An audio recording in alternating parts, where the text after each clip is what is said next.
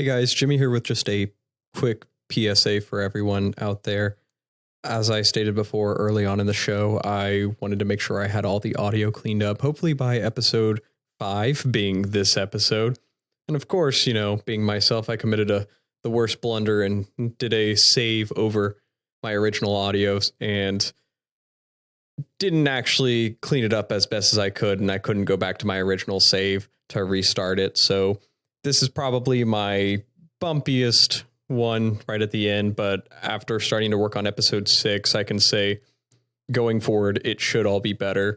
Little charity keep up idea is if you're enjoying the show, tell a friend about it. Just somebody know. Just say, hey, listen to Goon Quest. That's probably the biggest thing we could do right now is share the show with someone and say, yeah, it's a little rough at first, but just like rocks, they're a little rough, but eventually they become not rocks. That's my brain for you. Okay, bye. Goon Quest is a Dungeons & Dragons role-playing podcast containing both crude and sensitive humor, with occasional references to things like drugs. Content warnings can be found in the description. In the land of Inthria, what quandary might our heroes face this week? What's the Goon Quest?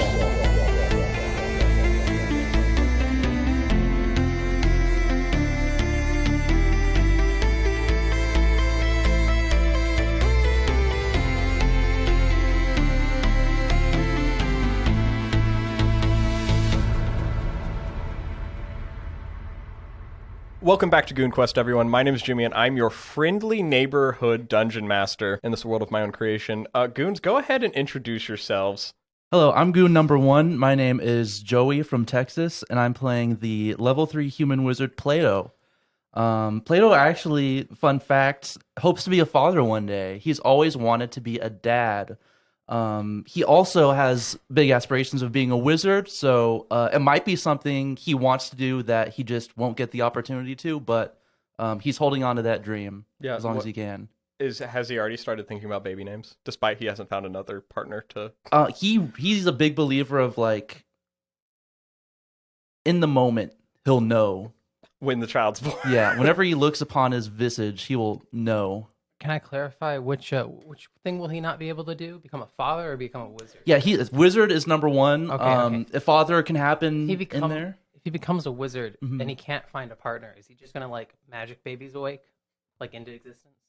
I don't know if he'll have the resources to do that. Sounds like you want to be a very good wizard if you couldn't. Well, I just don't think it's very ethical on his behalf. Oh no, we've got the ethical question: creating magic babies. Sounds like the plot of a B movie. Like the B movie? Or... No, the B movie. No, the B movie. Yeah, really okay. rewatch Yeah, it. according to all laws of while, aviation. But, hi, I'm Jayden. I'm Goon number 5. I'm playing Ithquant Letni, a paladin. Fun fact about Ithquant: one day he'll be forced to retire and take over the clan, and typically you tend to dread that. But also fun parts about that is he has to find a wife first, and there's restrictions on what that can be. So he has his life kind of set out for him. He doesn't really have many options on what he gets to do and whatnot. This is the most free he'll ever be. There's got to be like 3 other like available suitors in his village too, right? They're not a There's crazy. probably quite at least 3, right? It's not big, but it's not that small. But more likely than not, I mean, he'll probably try to find someone like outside of the village just to bring in more, new blood. Okay. My name's Alec. I'm playing the monk Adras. I'm Goon number 2. And fun fact about Adras, he has a strange desire to wrestle a goat. Or like a ram. Like, because he looks at them, and it's like he has nothing against them, but his hands would fit perfectly around their horns. So, why wouldn't he want to? Is it because they can run up walls better than you?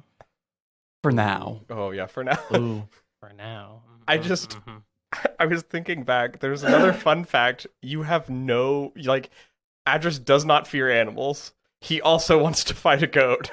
Yes. It's just him and animals. He's on an animal theme right now. And he wants to befriend the don't get bear. along. And he wants to befriend a bear. It's crazy. There's a lot of animals near the order. He's got a big animal affinity. Yeah. Have you considered becoming a druid? Why would he use magic? You already do that. No, I don't. Not Liar. intentionally. Nuh-uh. Uh-huh. Have you considered Nuh-uh. becoming Uh-huh. a sorcerer? It's taken. I You kind can't. of am already. It's taken. It's taken. All right, thank you. My name's Samuel Elisor, aka Little Goon, and I play Boravik, the Black Dog Smokestone, the Dwarven Sorcerer. And fun fact about Boravik, he does not want to be a dad, but is very looking forward to being the fun criminal uncle for Plato's kids. Nice. Here's how you make a prison ship. Exactly. That's how you make a sock base.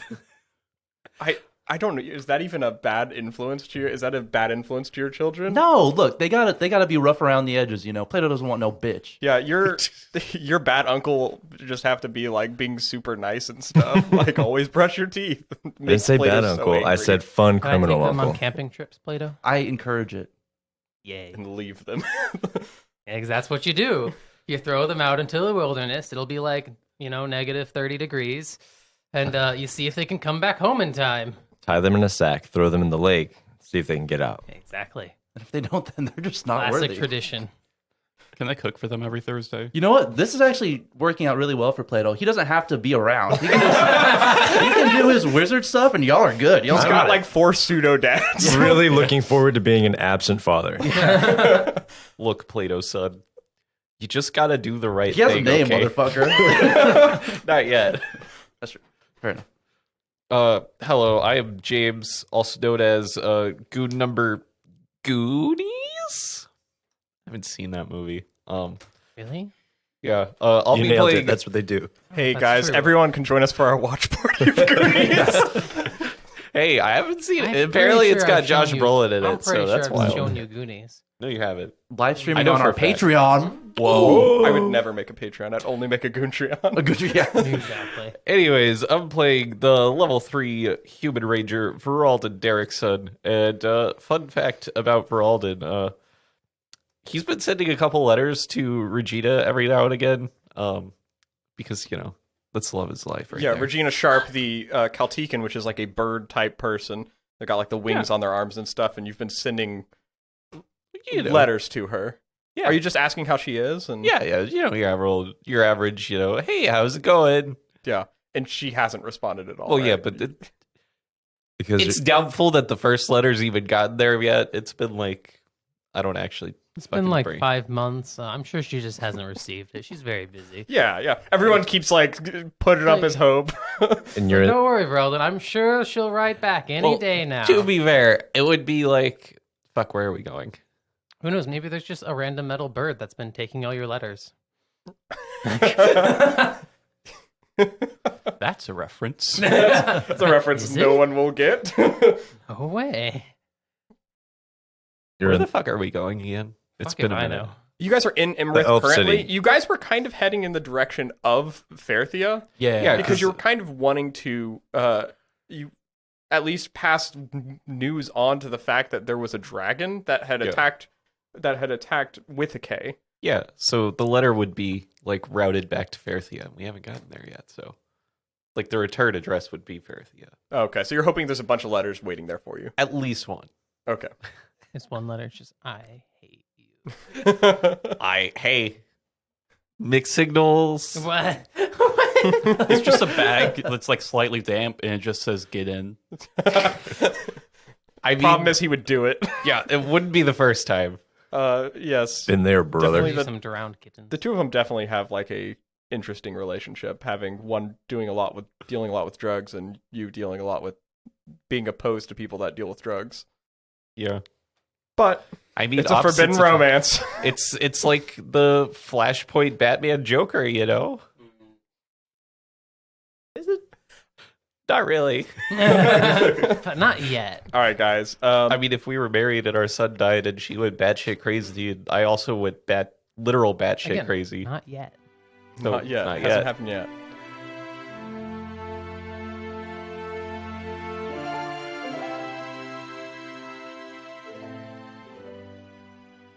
Let's go ahead and get started then. So, since Samuel was absent in the last session, see, we did a little brief recap for him. Where we last left off, the Goons found out that they had won the Winter Winds race and divided the money largely in favor of Twig and Crud. Which is bullshit. And the party immediately moved to their next task at hand. What the fuck? I'm so sorry. I'm so sorry. It's so hot here. Oh man, it's so hot in here. Let me just make myself a bit more comfortable. Oh, that's actually so nice. Hey, Casey. Just give it up. Just won't stop. We broke him. He's just. I'm done. Session's over, everyone. We can head home. We won D&D. We made him leave the table. Sit the fuck down! Hey, we did. We made him leave the table. It's officially the second time. This one was a group effort. Guys, I'm trying. I'm trying not to laugh. The party immediately had moved to their next task at hand, going towards the Mind Fog, which turned out to be the Gibbering Mouther, which is a very classic Dungeons & Dragons creature that has a bunch of eyes and mouths all over it, faces of victims that it has claimed, and the party was able to dispose of it, only to begin their return back to the town. However, spirits were a little bit dampened in this time, as while the combat was deadly to some cases, it wasn't necessarily the best outcome for everyone. Plato in the event also nearly dying in this case, getting a big chunk bitten out of him. Not enough to scar you or anything after some magical healing, but... Yeah, you gotta stop doing that. That magic stuff's really working, though. Please stop. I don't think we really, covered, when you take a certain amount of damage, nothing in Dungeons & Dragons says, you get scarred by anything. I think it's if you get hit pretty hard, though, we should logic that maybe there's a scar. So you get a nat 20'd. Yeah, you get nat 20'd hard. Maybe you guys come up with it. I don't want to scar your characters. Maybe if you want to scar your character. Yeah. Unless it's really, really, unless I want to fucking cut your arm off. Also, Plato, stop dying. Huh? I said also, Plato, please stop dying. I'm trying. I've been in 2 fights with you. You died in both. I'm sorry. Hey, Plato. Yes. Keep dying. No. You got this. Where's your mind What team are you on? Keep doing what I'm doing. Okay. It's working, apparently. Precisely. It really isn't. I'm just saying, have we lost a fight yet? We've lost a magical artifact. What magical artifact? Yeah, it's fine. Oh, the good, though? eye? I mean... Yeah, but we won the fight, so He's a low-level wizard. His job is to cast some spells and probably die during combat. He could cast some spells and not die during combat. Hey. I don't feel like I'm asking for much. Hey, Jimmy, just roll bad when you attack the wizard, okay? Yeah. Gotcha. Let me just give a practice one. It was an 18. Good start. Gotta get out. I did roll the black dice, just so you guys know. This one cursed dice I own that seems to murder. It does more than it should. The one person that wasn't present at the time for our last session. Yes, Samuel. As you look backwards, it was Boravik. Boravik had been through a little bit of a lot with that race, and had agreed more than anything to reside back with Twig and Crud with Father David back at the church within the town.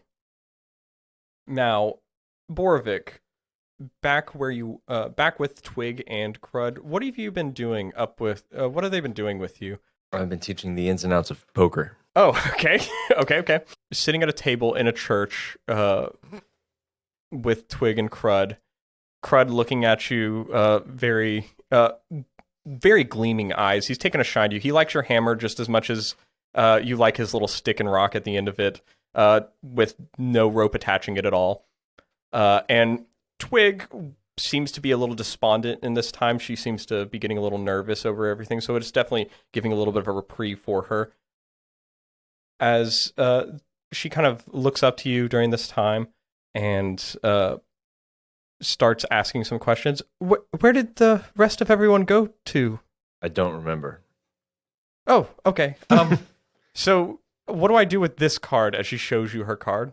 Well, first of all, you're going to want to keep that to yourself. Oh, okay.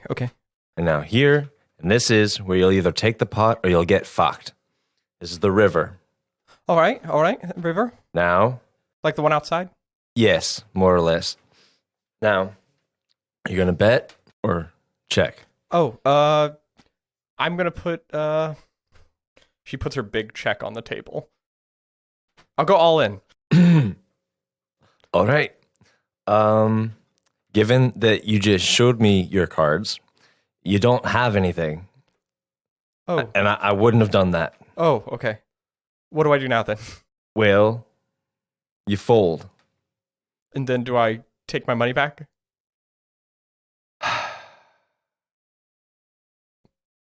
Let's play something else. You see Crud picks up his stick and rock and runs and hits it into one of the pews and breaks one of the legs. He's like, yeah. Now that's a good game. You see you see Father David come out like, please let's not break the pews in the church. Please, people sit there every day. Do you have anything we can break? He kind of looks around for a second. Yes, just out back over here, and he takes you guys out to the back, and they have a bunch of like little urns. He's like, just go ahead and break these. They're not priceless at all. They're just decorative. But it's your creative spirit I would like to encourage, so please break them. Please. I hand Crud my old hammer. Okay. Go to town, little one. You see he holds the hammer over his head and it kind of drops him back a little bit, and then he runs forward and just drops it down. I'll have him make a little attack roll. And he rolls a 10.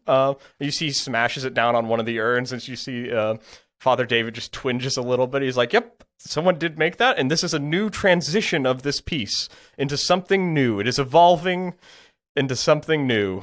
This is impressive positiveness. I love the church. I love the way you have expressed yourself, Crud. Now, if you would like to express yourself more, maybe you can keep hitting that one. Oh, no, you're going for the other ones now. Okay. And you see Crud running around. He's spinning it above his head. Just, and he's spinning it around. And you see he just basically knocks vases off all over the place. I'm going to pick up a small vase and be like, Crud, think fast. You see he tries to turn in this moment. It just literally back-to-back 10s. And he's just in time to respond. He turns and hits the vase open. And it just bursts everywhere. And he's like, and the Father David's like, well, I guess this is just the shattered grounds, and you guys have created something new with all of this pottery. Well, I guess, I'll just tell everyone in the pottery classes that they don't need to come back. This is a transformation. I'd like to apologize to everyone who can't see what I see right now as they make hand motions for every swing. 'Cause that was beautiful. You guys continue to break some of these vases for a while and work up a sweat. And even just to encourage your guys' expressions, Father David brings out just drinks for you guys and just keeps you guys company. You see Twig has sat down and looks like she's got a little journal out and she's writing, like figuring out her speech a little more. Just keeping to herself more than anything. She's definitely worked up a bit of her nerves.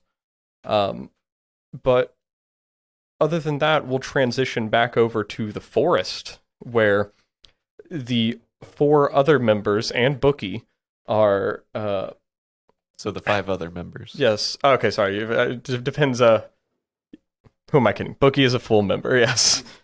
The 5 others have just gone over the remains of the Gibbering Mouther and found some items of people that seem to have gone missing, but also began their descent to traverse back to the town.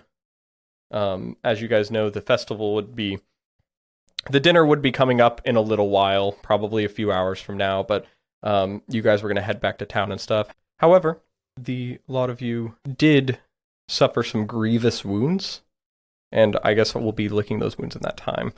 But you guys now all stand in this open forested area that has this undercroft of roots that kind of dig down. You saw the tunnels that it seemed to have been traveling through, and you guys are in this area kind of sparingly on your way, almost on your way. We should probably head back into town and meet up with Boravik and Twig and Crud to let them know that we aren't dead yet. Can I collect the Gibbering Mouther's, I don't know, like head? Yeah, so it kind of dissolved mostly. Oh, yeah. But yeah. you can go ahead and give me like a medicine check to try to salvage any parts of it. You guys did investigate and find some of the pieces. That's a no. That's a no. Okay. You see most, even looks like the teeth themselves are have turned into like a gravelly dust. Fair enough.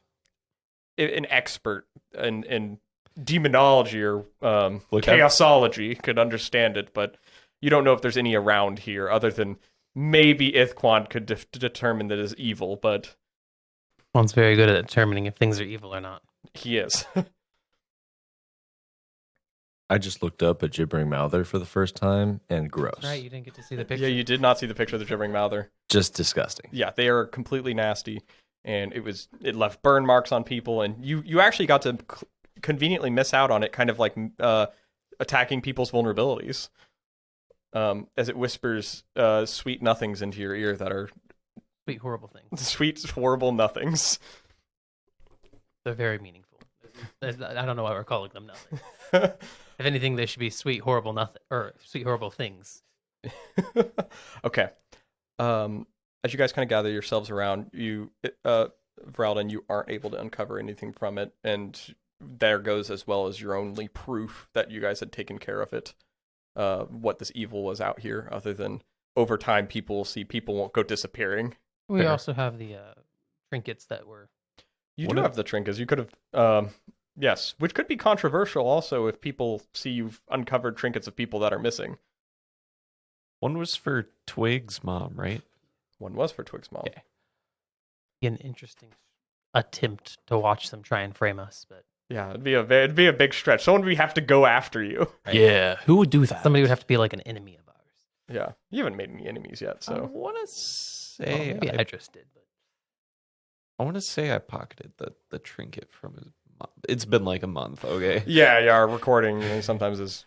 I would sparingly say apart. someone specifically pocketed it. Someone pocketed it. I Yes. think it was me. Probably. Probably, yeah. We'll say you have it in your pocket. And it did have their names on it, and that was kind of what denoted it for you. So, how are you guys going to proceed from here? Well, let's head back to town. Yeah? Sounds like a plan. Yeah. Yeah, let's do it. Yeah. Would like to stay in the forest for a bit while. Thoroughly check through the surrounding areas and whatnot. Okay. Do you want to tell them that before they start walking off, or Didn't Sure. we do that last session? You guys- like right as the combat ended. yeah, you guys looked around right after the combat, but Okay. yeah, You guys are welcome to go so. was like, I'd just rather. I kind of remember rolling for that, but it's been long enough that I could just be wrong. No, you had rolled to investigate previously, and that's how you guys got the trinket. You had looked around before the fight kind of went down, and it went all kind of everything went out of Fritz, Yeah, I remember that one. which is where you learned Adras couldn't be surprised Yay. after the fact. I got surprised. You guys are welcome to head on Wait, back. I'm gonna. Yeah, because we found the tunnels. But that was like in the immediate area. yeah, Okay. yeah. You guys are welcome to head on back. I'm gonna spend some more time here in the forest. At the very least, I'm going to stay with you, just so something doesn't come at you while you're in the forest, alone. I think I'll be fine. It'll make me feel better. I assure you, I think that I will be completely and utterly fine. He put his hand on his shoulder. Plato's gonna walk over to Adris and kind of whisper in his ear a little bit. Sometimes men need men time. Can I try to Is that persuade- some sort of innuendo? Nope. I'm just going to go. Work for the bay. All right, you guys. Don't get these things. Yeah, Adras, you ponder the culture of the normal lands as What is man time? Well, sometimes you have to take moments to reevaluate things, to bask in glory, case by case. I mean, you can make your assumptions of what he might be doing after a battle like this, but that's kind of his business. you explain a little bit to Adras about what's going on, and then the three of you, with Bookie, four of you, leave the forest, head back towards Emerith, as Ithquant, you stay around the settled wreckage of your guys' kind of combat area. to look around, as you had said. The three of you start making your way out of the forest and breach the line back into the town. As you head back in, you see there are swells of people that have come to Emerith from outside the town, from even as far as you could see. People have probably traveled from Orne, which is months' journey away, and it looks like the streets of both the east and west side of this river seem to be lively. It looks like people like the Wood Guild and the Fishers Guild seem to be working on things in the eastern side. There seems to be fish on sale, and this is the notable lower end of the town where you guys don't see a lot of this. You haven't seen a lot of people work on this area, but it seems to be everyone in high festivities as this event is going on, and so there seems to be a little bit of a movement from both sides of the town to be a little more understanding to the differences between the two. I'll grab a beer. An Orin Light, if you will. That's fine. Crack open a cold one. The three of you walk over from the east side of the town, walk over into just a small little shack, which is the town's essentially lower side mead house, and grab some Orin Lights and head about the festivities. Start walking around the streets, seeing that people are buying, selling, trading many different things. You are free to peruse them and such, but it's mostly just objects you can buy from the player's handbook and shit like that. Whoa. But it is, you guys now have the ability to buy those things again, as this town did not have everything before, but now with the merchants in, there are definitely things you can get that you couldn't before. Well, I'm going to leave you to your shopping or whatever else you're going to do. I'm going to run off real quick and notify Boravik.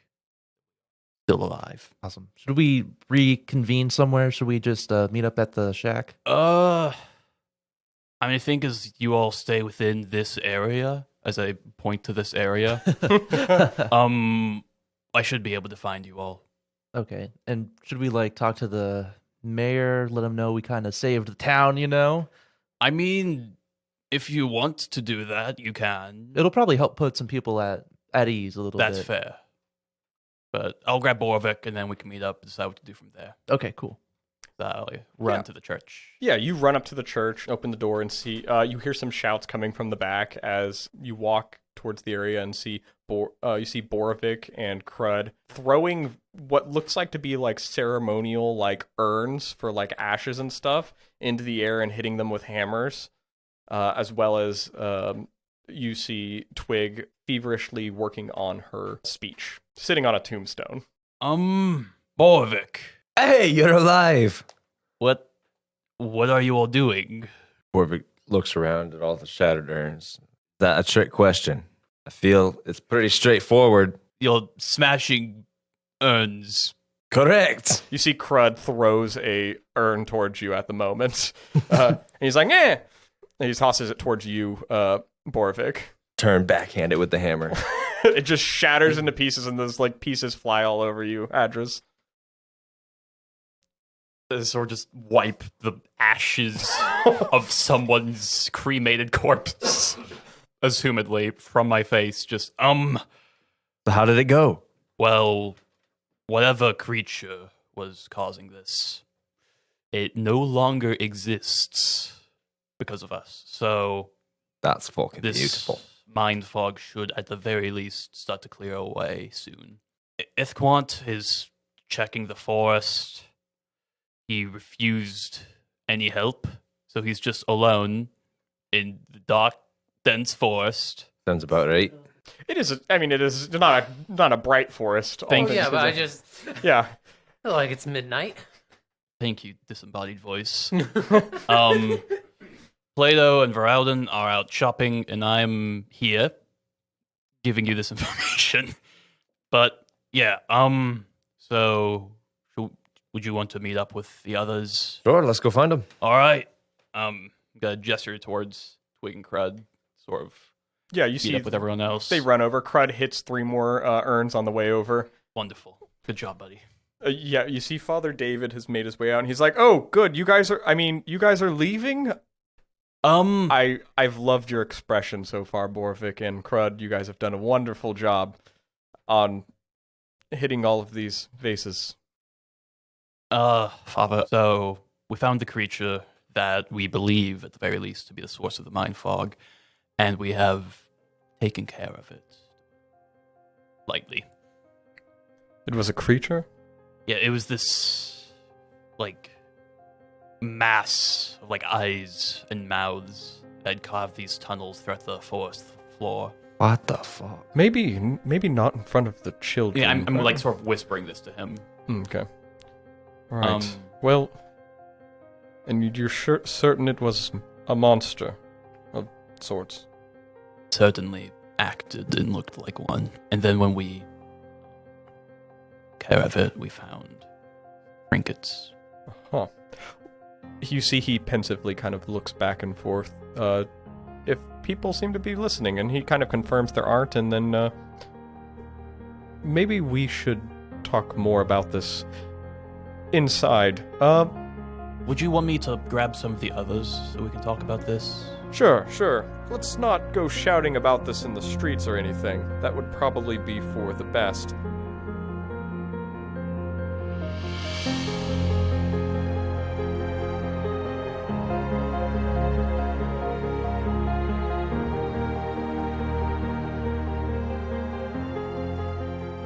Meanwhile, over by Voralden and Plato, what are you guys up to? I bought a funnel cake.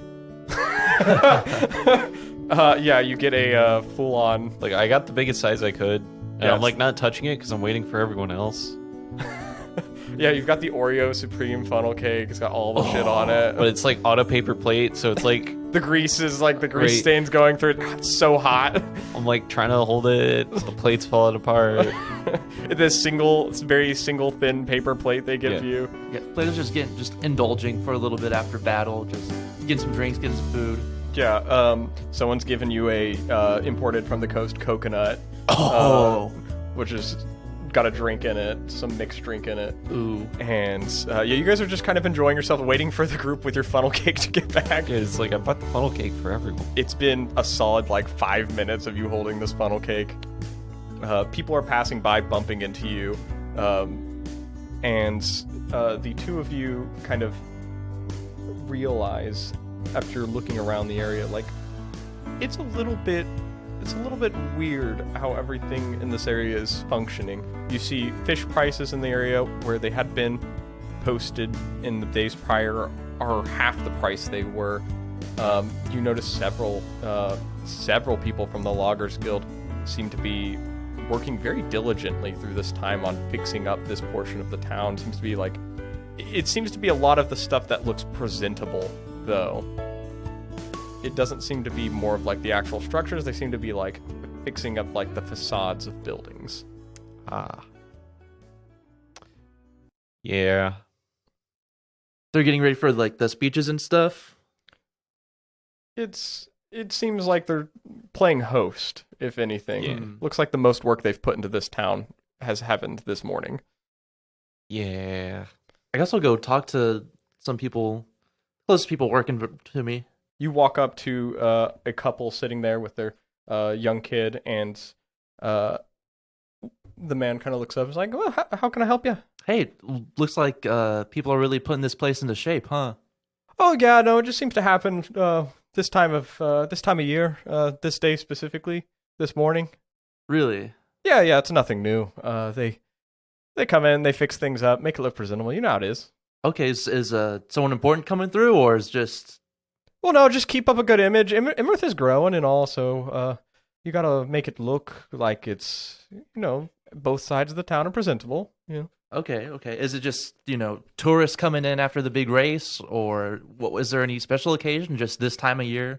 Well, I mean, tourists, yes, makes sense to the best way to put it now that they've opened the games out for outside cities, but more so than anything just to make this side of town look a little better than it presently has.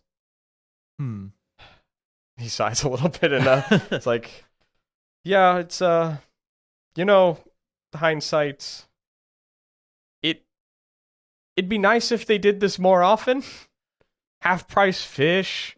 I mean, I'm pretty sure it's just like the leftovers from up there, but it'd be nice if they had this a little more often. Okay. Yeah, I mean, it looks great over here. Everything looks great. Yeah, and he looks about and you see like they've got nice signs up and stuff, and then like you see the back of some of the houses, it's like mud pushed up against stuff, and you see wood beams falling and stuff. It's like, yeah, it's got grit. Yeah, it kind of reminds me whenever I was a kid, I'd shove all the stuff in my closet, and then the rest of my room looked okay. Just don't pay attention to the closet. That's exactly kind of how it feels every time this this time of year. And you know what? It's okay, because tomorrow it'll probably be taken down and salvaged anyway, so... Just today? Yeah, no, I mean, before, everyone starts getting about and everything, you gotta put up a good front, Your hands look a little warm there with that, Yeah. You see his little kids, like, walking up trying to take pieces of your funnel cake. Look, it's reserved. I'm sorry. All right, Jasper, come on, get back here. Sorry. It's cool. I get it. Yeah. Oh, I actually heard a rumor around town. A couple of adventurers have gotten rid of the mist. You could get rid of it? I think they called it the fog. The fog, too. And the mist. 2 birds with 1 stone. I always thought it was just in the morning, but... the mind fog. Yes. Oh, okay. Sorry, you said the mist, and I thought you were talking about the monsters and that... from that one movie. That one play. The place between places. Yeah. Oh, sorry. I think my brain extremities got crossed. Oh, okay. But I don't understand what that means, but it makes sense, I'm assuming so. Yes, it's complicated magic shit. You wouldn't understand. But you do magic? Oh. I do magic, dude. You must see. All right, ready? And he like points you down the road a little bit, and there's a street magician who seems to be doing tricks, but he's doing card tricks. You've just reminded me of the greatest magician I've ever met. And I leave and I go to all right, bye. I go to So what the fuck I'm just gonna follow. I go to Tanis. Oh. You run to that guy. You don't even know him. Doesn't matter. You run off towards Tannis. You see Plato is standing there, and he like seems a moment of clarity crosses over his face, and he just starts running. Okay, I'll wait for you here. Yeah, you're just sitting there with the funnel cake. That's supposed to be shared with everybody. Yeah, you see a bird perches like across the way. Fucking stare at that bird down. The the consequences, bird. It flies away. You then question whether you can talk to birds. I mean, I can talk to birds. Well, I happen to roll pretty well when I'm talking to certain birds.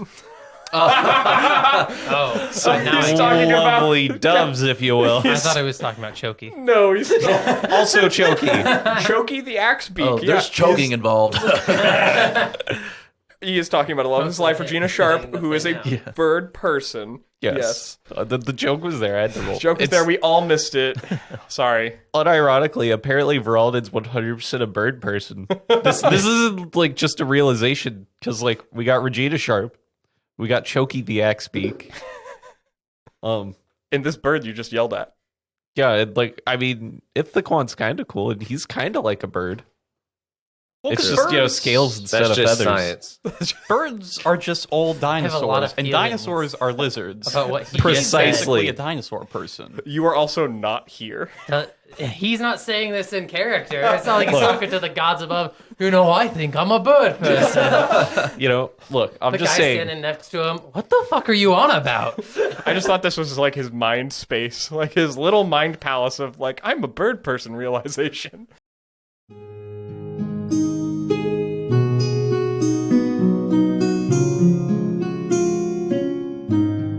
We will now jump over to Ithquant, Letni, into the forest. Ithquant, what are you doing? I'm going to scout around for a while, ensure that there's no other fiends that have been accounted for, or demons, or whatever. Are you trying to use your divine sense for that too? I've already done that. So Oh, okay. that'd be a little pointless. Okay. But so no, I'm physically roaming around the forest. Absolutely. Go and make me a investigation check. Now 11.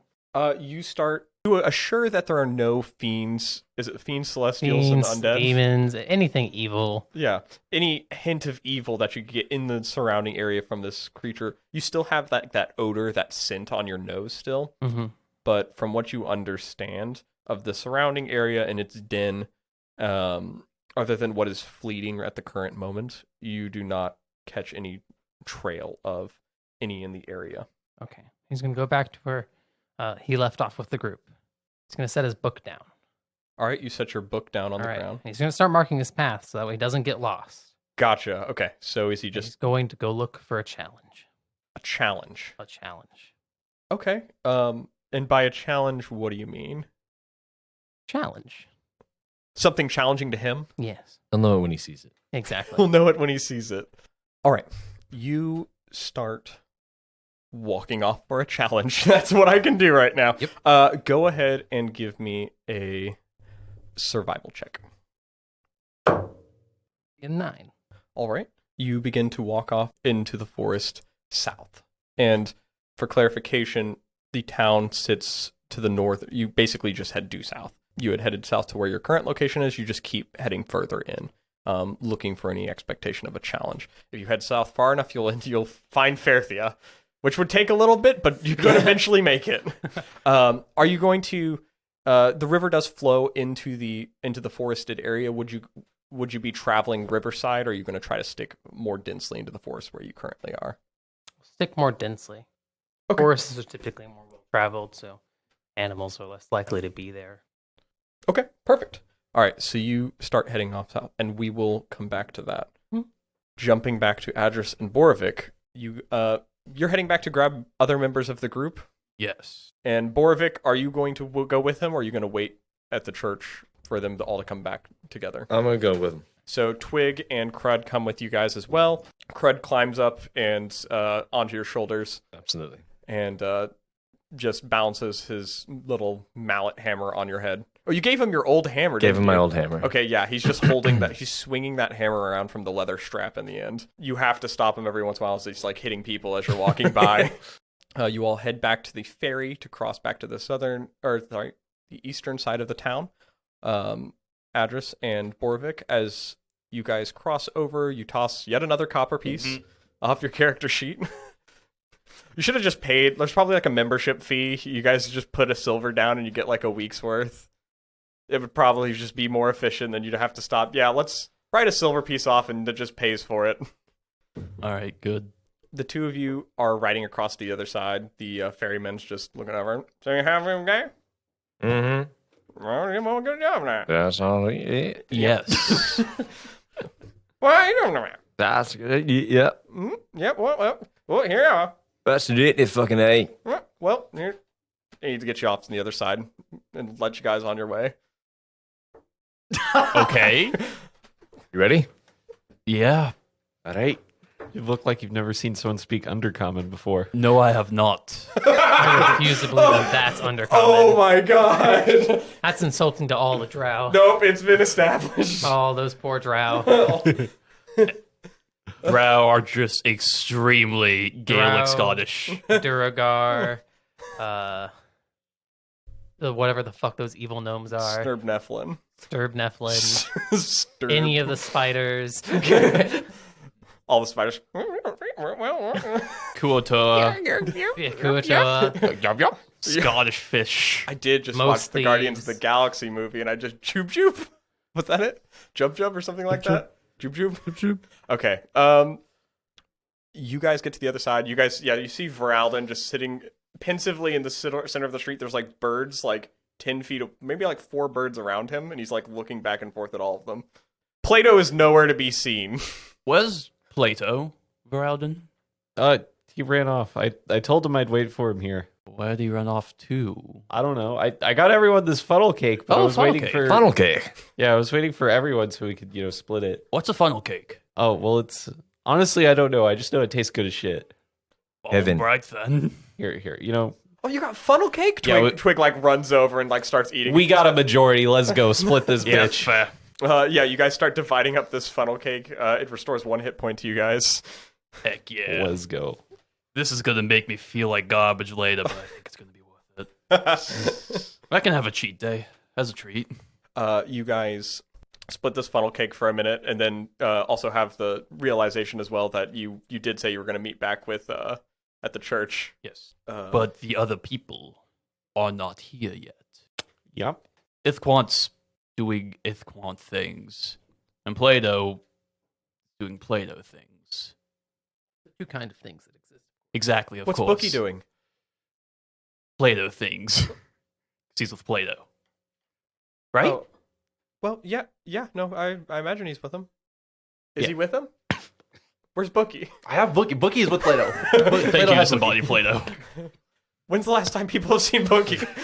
Bookie died numb. We haven't seen him since the incident. What? It's been 3 years. You gotta let go. But Bookie was my favorite one of you guys. By the way, how's your speech coming along? I saw you working pretty hard on that. Oh, it's going great. She looks down at the paper and crumples it. Yeah, it's going great, and tosses it aside. It's a work in progress.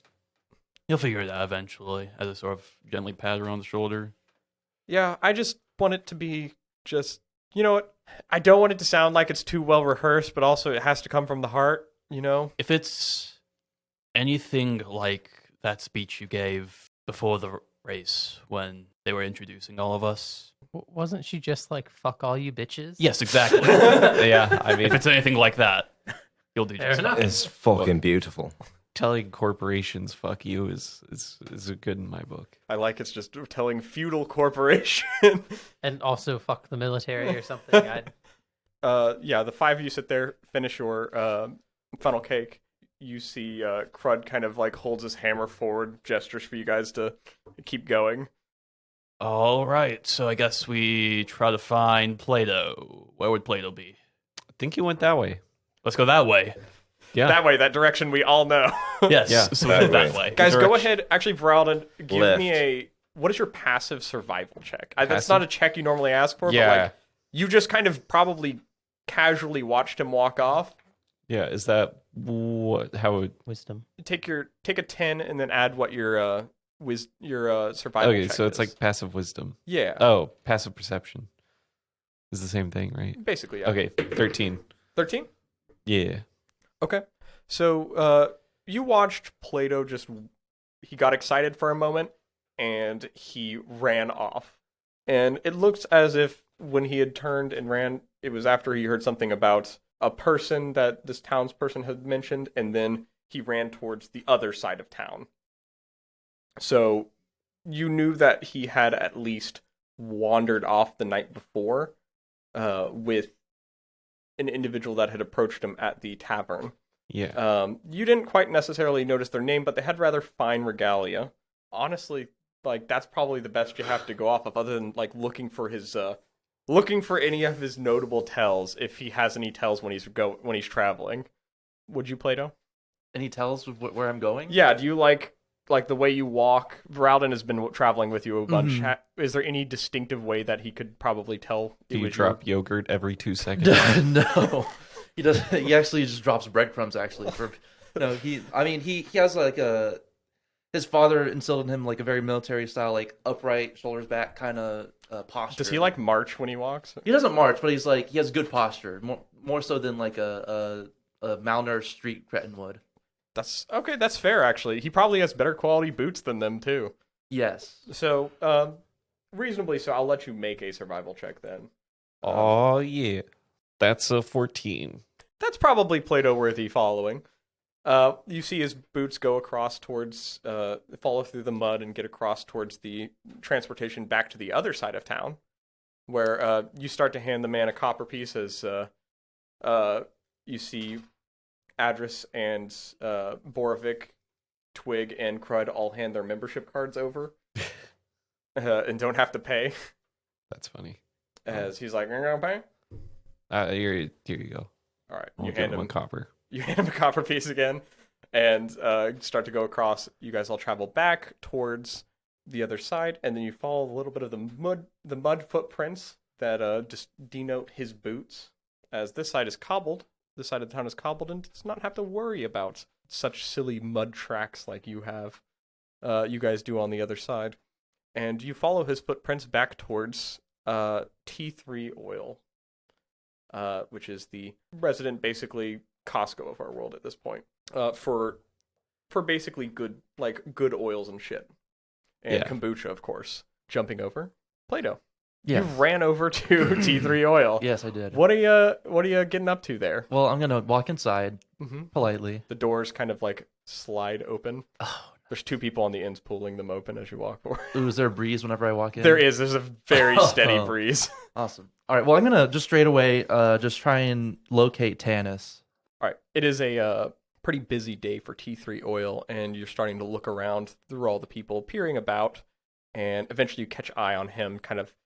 In his warmest smile he seems to be able to achieve, as you know, he is a very tired-looking man as is. He has dressed himself in very bright colors today to try to make himself appear happier than he looks. But you can tell it's just all this very large front, as he looks to be a very tired man. Oh.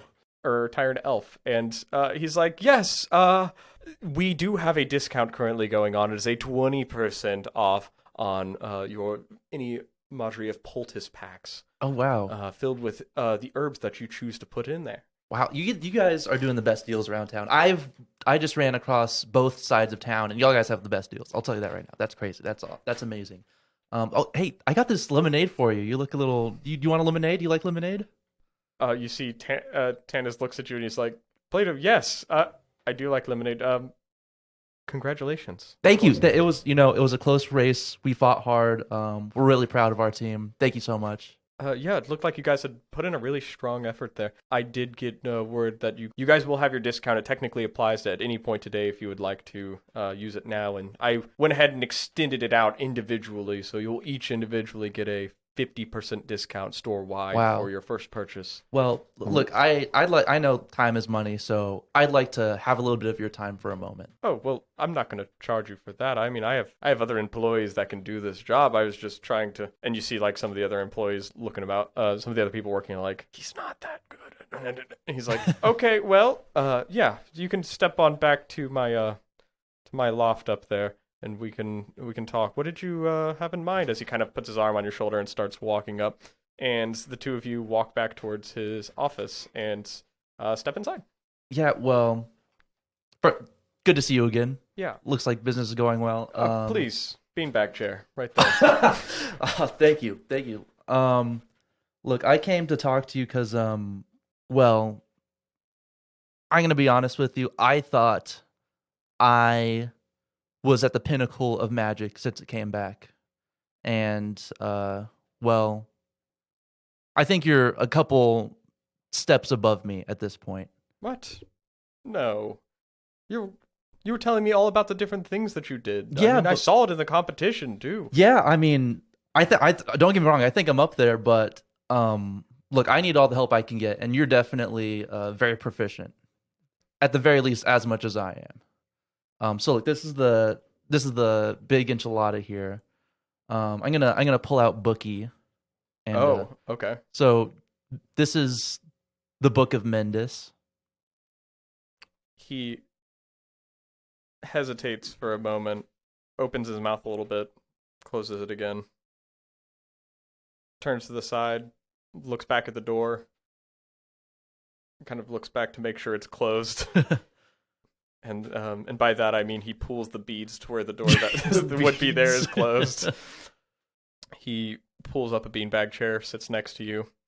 I really hate these things. I thought they would be more comfortable, but they're really not. This one's leaking beads, but the Book of Mendis. Yes. He kind of reached towards it, and then you see Bookie like opens up, and he's like, "Hi, I'm Bookie." He's like, "Oh my god." Yeah. Look, this is. Oh my god, what, it's just animated. Yes. Yep, animated and here to pass on the information that you might need. Who is this?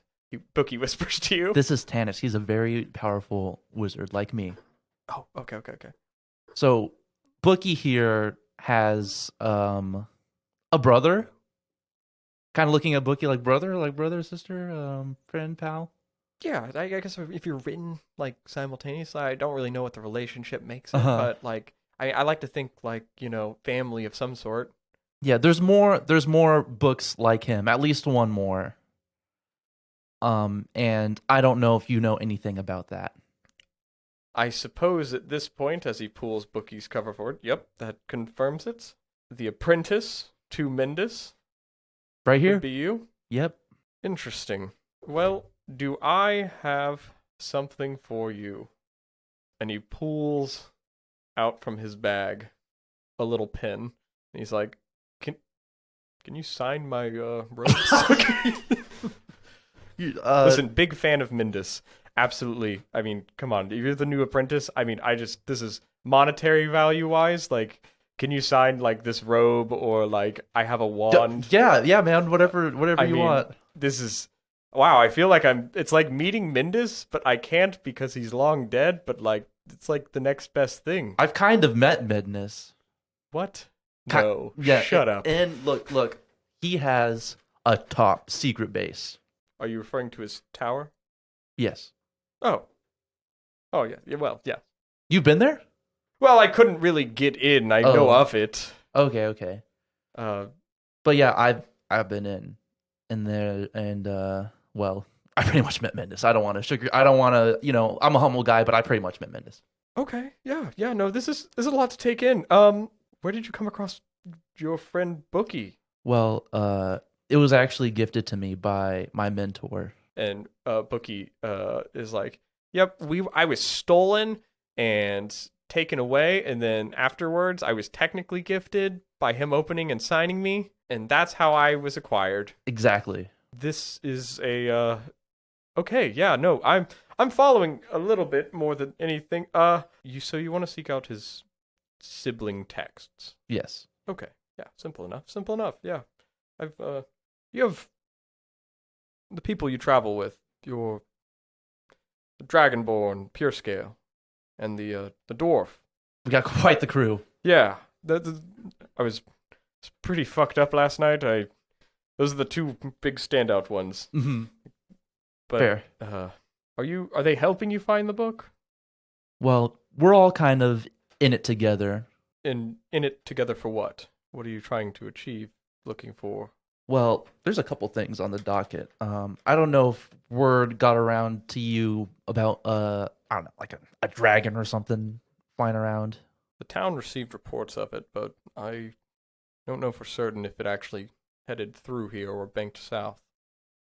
Well, we were at ground zero of it kind of awakening, you could say. And I suppose this dragon happened to find, I don't know, maybe a large tower, monument built by Mendus? Yes.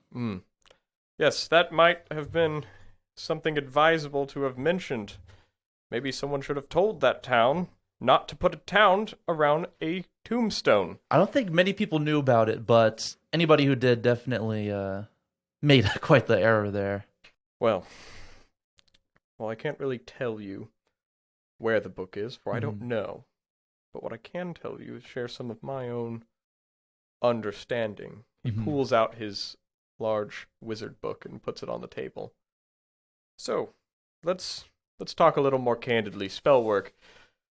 How versed are you with the incantations of drawing from the earth? As he immediately starts going into like a bunch of explanation of pulling magic from the earth, which you're still like grasping the roots of understanding it, how the connection works and everything. He just starts going into detail on it.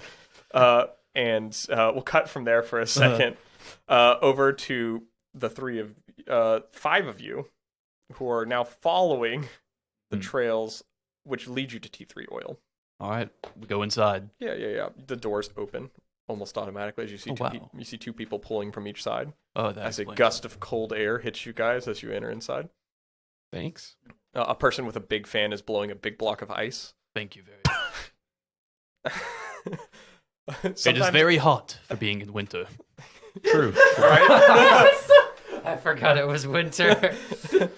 It's even colder air blowing inside. You need a sweater. Just put my robes on. You guys You enter inside and you see a bunch of employees walking around in bunch. A person immediately walks up. Hey, can I help you? Yes. Have you seen a fellow who came in relatively recently? His name's Plato. So I start describing him, how he looks. Oh, yeah, he is talking with the owner presently. If you guys, do you have any association with him? I could tell him you're here. That would be advised. We have things we need to talk about as a group. Of course, yeah. We Please. were with him. He was one of the members of the racing team that won. Oh, okay. We need to discuss some things. Absolutely. I'm assuming it has to do with all this discount stuff. So, yeah, it's 50% off the first item you purchase, but I'll go let them know that you're here. You guys feel free. The kombucha fountain is complimentary. Golden pineapple is the flavor for today. Hello, my old friend. You walk up to the fountain, which is just I just stare at it, knowing I probably shouldn't have any, but I am very tempted. Have I had any today? I don't think I have yet. Oh, okay. If I have had any, it was probably washed out through the adrenaline of fighting, the thing. But yeah, I'm just going to stare at it longingly. Yeah, you stare at it longingly as Twig walks over and gets some. She's like, it's free. Free. I know. They should be giving this to the people on the other side of the town. It's free. Yeah. We pay for this on the other side of town. Yeah. I'm gonna walk up to an aisle and just hit the dad pose looking at some stuff like 50% off. Yeah, you start looking at a couple different things and you even find that there's it seems to be a lot of natural health benefit things. When I say poultice, it's those little white baggies with herbs in them. There's a plague doctor mask which has herbs tucked into it. Pretty much anything you can get a fresh scent from, like incense and mortar pestle for grinding up herbs, which you already own now. Yeah. But then there's some serious stuff too. You see potions on the wall. It gets to be some pretty advanced stuff. Some of them, all of them, which of course have labels on them with price tags. Potions of, and by potion I mean it is just. I think it'd be more appropriate to just be the booch of. It's just different flavored booches that do different magical effects. It's the booch of invisibility. You got the booch of heroism, the booch of water breathing, healing, giant strength, the booch of diminution. What's this booch of giant strength? Booch of giant strength. I guess with your 50% off, it would be down to only 125 gold. But it can give you the strength of being a giant. Huh. Pretty strong. Unfortunately, I don't have that money on me. Well, that's unfortunate. But I guess if you're able to pull money about that money together, then yeah, we'd surely sell it for you. It's normally 250, but if 125 if you wanted to. Is there anything for 5 gold? 5. She walks over and pulls out a one of these plague doctor masks, and she's like, "This is 10 gold normally, but you can get it for 5 here." It's fine, but thank you. Out of game. How long does the discount last? It's just one item. But Lifetime. You have a coupon. It's a lifetime coupon. Okay. It's today only. That's what I thought. I was I have depression. Do they have an alchemy kit, like a potion making kit? Yes, we do have a potion making kit. Herbalist one or an alchemist one? I guess herbalist is more my thing. And to those that are a little less strenuous, there's also a poison making kit. Also true. I'll hit the dad. Oh, we'll leave it here. We'll come back. We'll circle back around. Got to make sure it's the best value. Of course. Yeah, so any of these things, if you guys would want them, then just let me know and we can apply that coupon for you. But I will be right back. Let me go mention you two, that you have arrived to Tanis.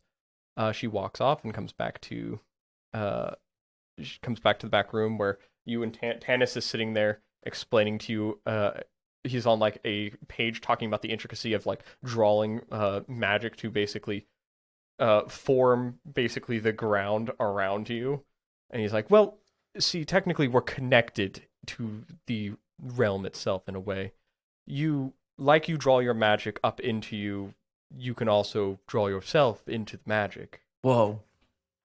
And you can do this to other people as well, affecting the world around you. and you see she walks in, and he kind of hushes up real quick, and you see he like throws the book on the floor. He's like, and that's what I told him. That's my crowbar. And I thought that was bullshit. I know.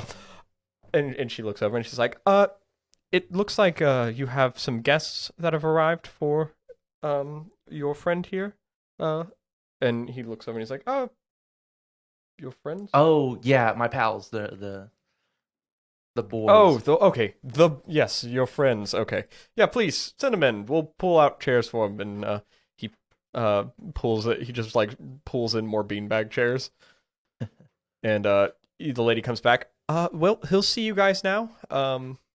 If you would like me to hold anything, put anything. Were you wanting to buy that? We can. Voralden. I'm still looking around. Do you want me to set it aside for you? No, you're good. Okay. Well, should I put it back? Yeah, that's fine. Okay. So she's like, well, they'll see you right now, and you guys are able to head over. As they all you all file into this back room as Tanis looks up. Oh, it's Crud. Okay, and Twig, Actually, welcome. Should we sort of huddle the rest of the group for a bit? Should we have Twig and Crud in here for this, or should we keep them outside with like a chaperone? Oh no, I mean nothing inappropriate's going on in here. Nothing they shouldn't know about. It's sort of like nod, gesturing to what the thing. Yeah, we'll leave that out. We're not talking about Okay, that. all right. All right. We can keep him, I guess. Your friend here brought up to me that he is looking for another version of Bookie. Did we heard something about that, right? From what he told me, yes, you guys had heard about it when you all visited Mindus's tower. Yes, we did. We're, I guess, technically all apprentices. A pleasure to meet you all. My name is Tanis. I am the owner and proprietor of T3 Oil. Good meeting. Apologies for my rudeness. I've been told a little bit about you all, despite you may or may not knowing. Through Plato, of course. Hello, Plato. I presume. So, you must be the monk. Yes. From the Silver South Ranges. Yes, the Order of the Holy Form. Yes, you're the one who is looking to understand what's going on in his body a little more? Maybe. Okay, sensitive topic. Don't have to. And a little. The dwarf. Oh my gosh, you're okay. What's the issue? I'm sorry. It's just it's not often you get to see Hildorf. Doesn't this guy live in a town of Tabaxi? Well, it's Hildorfs though. Most of the time they live in the mountains. Hello. Wouldn't they more live in the hills? You would think yes, but That's a little bit Do racist. the mountain dwarves live Yeah. in the hills? listen, we don't necessarily put them specifically where they are based on you don't associate their names based on the geography 100%. Out of character question. Are they called hill dwarfs because they're smaller than mountain dwarfs? Yeah. Not because they work outside the mountains. Oh, okay. Are you It's trying to a put me height in a thing. box, Edgers? No, I was just curious. So you're smaller than a mountain dwarf. Yes. Which one's more common? Mountain dwarves are probably more common though. Okay, so you're just a small dwarf. Yeah, wait till you see the anthill dwarves. They're I think we call those halflings. No, hill dwarves in this world are the smallest of the dwarves. Doesn't necessarily mean anything other than the fact that they're probably also some of the sneakiest. Despite everything, though, with Boravik, he is probably the most mountainous of hill dwarves. Also the most He's actually a attractive. mountain dwarf. Huh? Is it because he's actually a mountain dwarf? Sorry for the unpleasantries of that. I recognized you the other night and was a little caught off guard. Pleasure to meet you. So what brings... And he looks over to Voralden, who's... I imagine you're just perusing his room, too. Yeah. As Just looking at the wall. Yeah, you can see he's got... For an office, it's pretty nicely decorated. And there are beanbag chairs throughout this room and a center table where he's got little, like, hooch set up. The walls kind of got, like, plates and other niceties on it. None of it looks to be for sale, but it all is, like, stuff you would probably, like, you would like to have. Fair. I was more like, does he have like a world's best boss mug? Does he got like the diploma from where he graduated. He does have a world's best dad mug that is sitting, but it's sitting like in the trash can. Oh, Not gonna touch touchy that. subject. Yeah. Damn. He pulled a Play-Doh. As he's like, I don't know if Plato said much about you, friend. Fair enough. Well, I'm Tanis. I run T3 Oil. I'm Vora. Let me get to my point. Your friend here is trying to understand a little bit more about his bookie. I am just kind of ran into him more than anything, and this all seems to be cascading very quickly into something I don't really know of which was going on, but it appears you all need to know a little bit more about magic. That might be useful. Maybe they do. Do you not? I mean, he does not have much potential. He's kind of not worth the. So I'm gonna go back to shopping now. I mean, we can do a quick check too if you'd like. We already did a check Yeah, we did it a few months ago. Oh, okay. Yeah. Very negative. Oh, really? Also negative for me, but in the opposite direction. No, extremely positive. Like, Aggressively shakes check head. that guy out. You can always be taught magic. Look, I'll sit in the corner over here, and stands in the corner. Oh, okay. Hits the lean against wall. Lean against the wall in the corner of the room. Okay, well, like I was just telling Plato, you draw your magic from the ground around you. There's different aspects I was explaining to him about the potential you can use this for. While you yourself can draw this magic into you can also affect the area around you. This also is dealing with the art of wizardry, where we call upon and use the magic of the realm. There are other people that are born with magic within them. Sorcerers, people with the blood born into their body, generally can tie their origins back to others that had magic in them. So, if any of you are a sorcerer, we can cover that. If not, then we can move on. Well, Matt, you're a sorcerer, right, Borvik? Yes. He's furiously shaking his head, but doesn't say anything. I might be. There's something weird going on with him. Yeah. Okay, we can explore that too. But sorcerers, generally your blood is infused with magic. Now, that magic is truly connected to where you come from. So, you just have to ask if you know whoever gave birth to you passed this on to your bloodline. So, if the magic that you are granted is related to something, then what you use is of that magic. So, for example, I know there are a lot of frost sorcerers that have come back, relating back to one of the Thanes that ruled the lands long ago. You may not have much of an understanding of these Thanes, but it is lost usually to the text of history. But simply put, there were several Thanes, and each of them connected to different aspects of the magic drawn upon, and some of them even had heirs that were blessed with magic. Frost being one of them. So if your magic is related to something like that, then frost in nature, then you would be a frost sorcerer.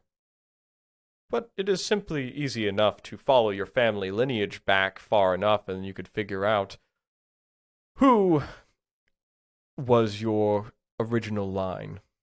Right, of course. Easy. Yes, just through. Dwarves have a long-standing collection of their history of their family, so this should be easy enough to just tie that back for you. Yeah. And Okay. you see Twig walks over and she's like, can't you just look it up then? Do you have a book on you of it? Later, maybe? Yeah. Yeah, later. Later. Yep. It's me, the dwarf rock sorcerer. Like rocks. Stereotypical. You do magic with stone? Yes. A little concerning. We can move on. Why is that concerning? Well, it's just generally the connection of stone and sorcery is related to that of giants. Now, as far as I understand, a lot of dwarven families have had long-standing feuds with giants. Maybe that's why you're so tall. That's why he's so tall. Jesus. Didn't tell me we were traveling with 7-foot dwarf. But there's some occasions where I imagine that could have been a different case. It's just we'd probably have to delve a little more into some of the ancient The ties to magic. Long recorded family history that I have, probably. Well, yeah, Yes. if you just look through that, you can probably find back where it all combined together. Right. What I'm gathering is that Boravik is like the half elf of dwarves. Hypothetically, Yeah, of course. if you were to be an adopted dwarf, who would have your family lineage? Well, most dwarves can tie their roots back to the great dwarven city of MayPlato. I've been there once before, and I briefly mentioned to Plato that I'd seen some dwarves walk the similar way that you actually do. Missing one of your toes, right? Yes. Yeah, from what I remember, it's not an uncommon thing there to some of the families to separate this toe at a young age, symbolically, but I was interested in it, but I had other things at hand than to dive into why a dwarf cut its toe off. Now that I think about it, it would have been really interesting to know. No fucking kidding. There are some places if MayPlato is too far out of the way, and if you can't prove true lineage, then you usually have to pay a hefty fee to rather get in. Hate things. And not to mention even bringing other visitors in if you all travel together. Y'all can just pretend to be dwarves. I can try. Sort of like, Tallest dwarf you'll ever see. yep. I can drink one of y'all. We Hey. do sell potions of diminution, which make you smaller, if you need to do that. Play it by ear. Ennis seems to be a kind of guy who's not against going past the law.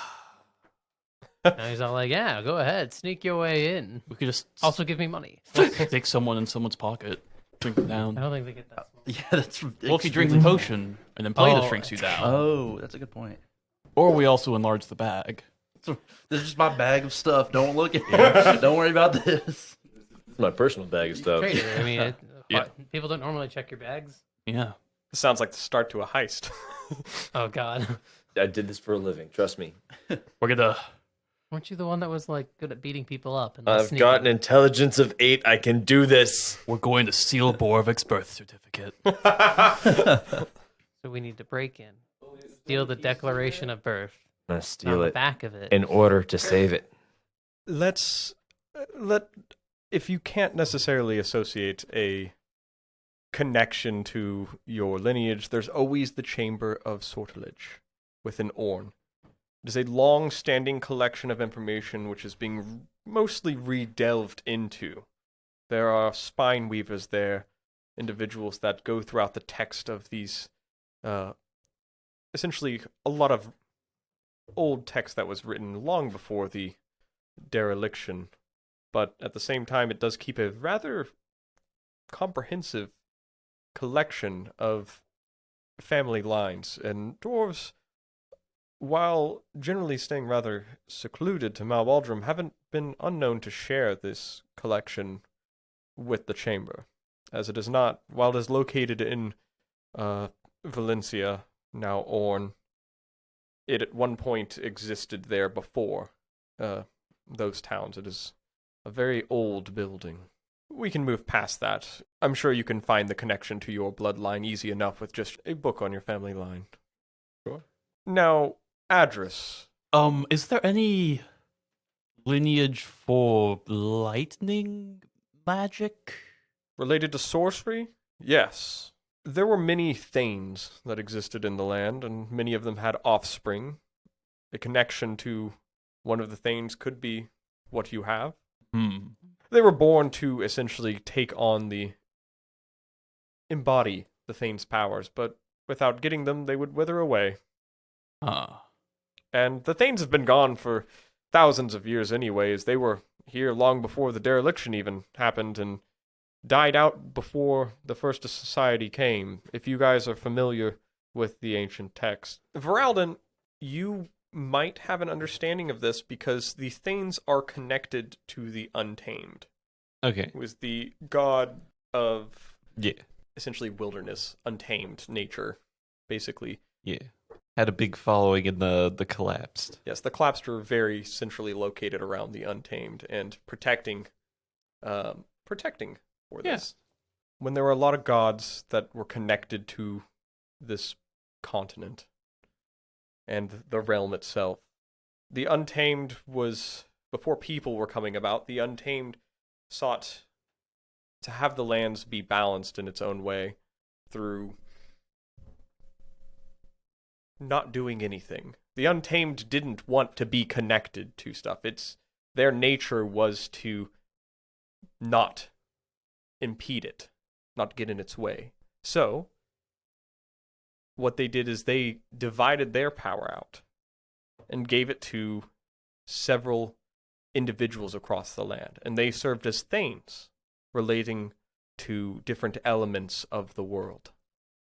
I recall there being ones of life, death, lightning, as you've mentioned, or storms, and even one, as I recall, of many different elements. Flame, I believe, is one of them. All things considered, the Thanes ruled these lands, and when civilized areas began to form, they began to wane. There was fighting amongst the Thanes and the rising of the Golden Doctrine societies, the established societies. But eventually the Thanes themselves either died out or went into isolation and went from this land into another life. That doesn't mean that the Thanes didn't leave an impact, however. They were still connected to the land in a way. Their offspring. They were imbibed with gifts from their parent and whoever they were with. The children became either sorcerers or other things. What are these other things? That is where it gets a little fuzzy. Because my impression is that I was somehow born with this. But I can't really control it. Have you always been able to do it? No, I only started being able to do it like a few months ago. Not when magic came back. It was like around a week or two after magic. And then things started getting weird. Weird how? Sometimes when I punch people, my hands turn into lightning. Wrestling. Yes, like that. Oh, During the... I unfortunately did not watch that. Well, during the wrestling match... I heard it. Yeah, that happened. Okay. Well, has it grown more potent? Not that I've noticed. Thankfully, there hasn't been anything destructive, should I say. Yes, Plato has. So far. When it started, was it barely noticeable, and has it grown from there? I would say it was very subtle in some respects.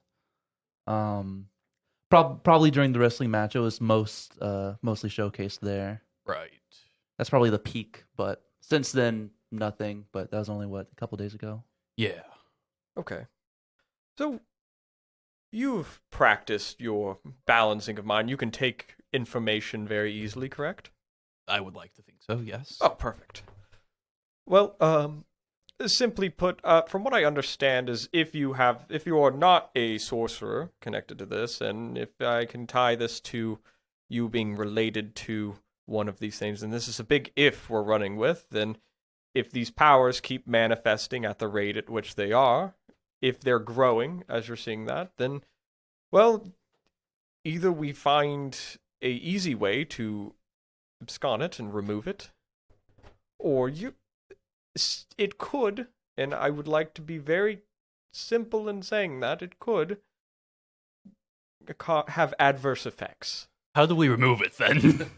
Well, not that simple. Also- And I say that because I haven't dealt with something like this before, and I don't think any of the likes of you would have, seeing as it's only been a few months. Also, what do you mean by side effects, to be specific? Are we talking about like a stray lightning bolt here and there, or I explode and kill everyone in a mile radius? Well, I think the mile radius might be a little extreme. Magic is connected to the realm around you, Mm-hmm. and you have gotten this magic from the world around you. Presumably. As of recent, there has been word the Untamed is gone. Yeah. I would reckon to make the connection that if the Untamed is gone, it would be drawing back its power from the Thanes, or its descendants in this case, to remanifest. A noble sacrifice can be made from some in this case. It needs to draw upon the elements that it divided long ago, if it truly did perish, and then just recorporate itself. What does that mean? I Well, have an intelligence of 8. Well, it's hard to say if I know what that would mean. I guess I think, and this is strictly skeptical at this point. I mean, if it was to draw all of the magic out of you, despite some might think there's magic was part of the reason anyone was granted life here, even as much as you think you don't have it in you. Pretty sure I would have felt it by now. It's not about feeling it. But So basically it's just going to, for lack of better term, suck the magic out of me like I'm a gusher or something. yeah, have you seen fruit gushers? Yeah, they're. I mean, we had these like little kombucha pod things at the order, but Like Gatorade pods, yes. yes, this is canon now. I don't even know what an actual Gatorade pod is. They had those little like jelly ones that had like a bunch of, they're like different jelly filled ones. How do I get this out of me before the Untamed does? If that's what's going to happen. Right. Because it's going to happen eventually, so I might as well just get it over with. Yeah. In a Remove way it that from your doesn't kill me or anyone else. Yes. This is the first time I'm hearing that this process might be what's taking place, so I'm brainstorming right now. All right. I mean, you But- seem like a knowledgeable fellow. I've been studying pretty devoutly, and I've got a good hand here to help. Plato seems to have a good understanding of things as well. I think he's fucked. Why don't we try... Have you tried exorcism first? Oh my god. Ithquant's not here right now. Gosh, dang it. All right, I'll do my best. All right, I was joking, but sorry, don't. So I was Sometimes, taking you seriously. sometimes humor in the light of bad situations is how to cope with it for me. I would like to definitely tell you that one of the ways we could try is to expunge this magic from you. There is an object that exists that radiates a form of negative magic. If you were to consume that, then the power could be nullified as long as you have that on you. So I just... some form of, like, anti-magic thing, and I just eat that, and I'm good. I think eat is an extreme. I said eat. Yeah, now that I think about it, that sounds pretty extreme, but I imagine as long as you are connected to it, bound to it. Where could we find something like this? What Well, is that's the this? other problem. I have no clue. Oh, I will have okay. to do some digging. I know it exists, Okay. but that's the limelight of it. Is there a more permanent solution than just wearing protection, for lack of a better term? Is that funny? Okay, a little bit. Wearing protection. Why? Don't worry about it.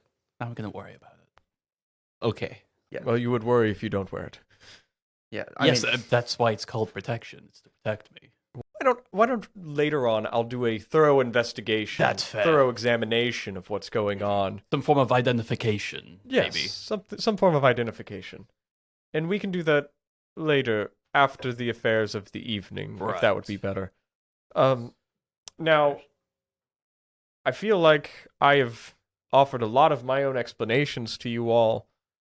At the same time, I do have knowledge to pass on to you that would be rather helpful to you all, but of course, it is a two-way street, this partnership of information sharing. I can teach you how to get ripped. I'm sure there's something that you can do that could make me very ripped and train me to do that, but I'm very comfortable with my meekness. I mean, you don't have to be meek. Look at Plato. He's a wizard and he's pretty, Confidence is very important in wizardry. I'm confident in my magic, not in my physical... You could work on that. I don't know if I need to.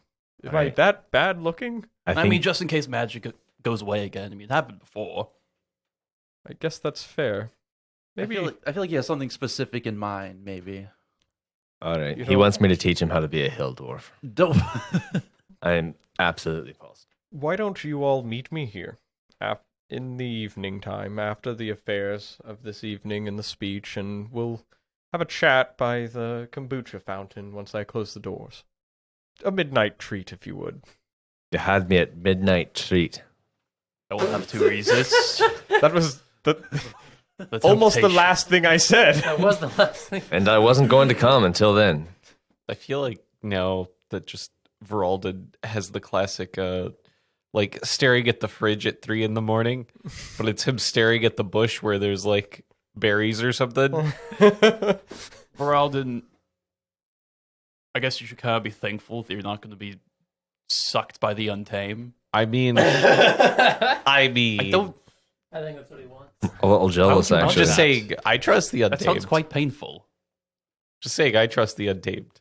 I'm sure the intentions are good. So confused. The Untamed little baby boy. Where is this voice coming from? You're not here. I'm not talking in character either. It's crazy. We jump now over to Ithquant When Letni. you guys watch this, I'm gonna start talking in character because I'm here. Hey, what was that? A voice in your head? Exactly.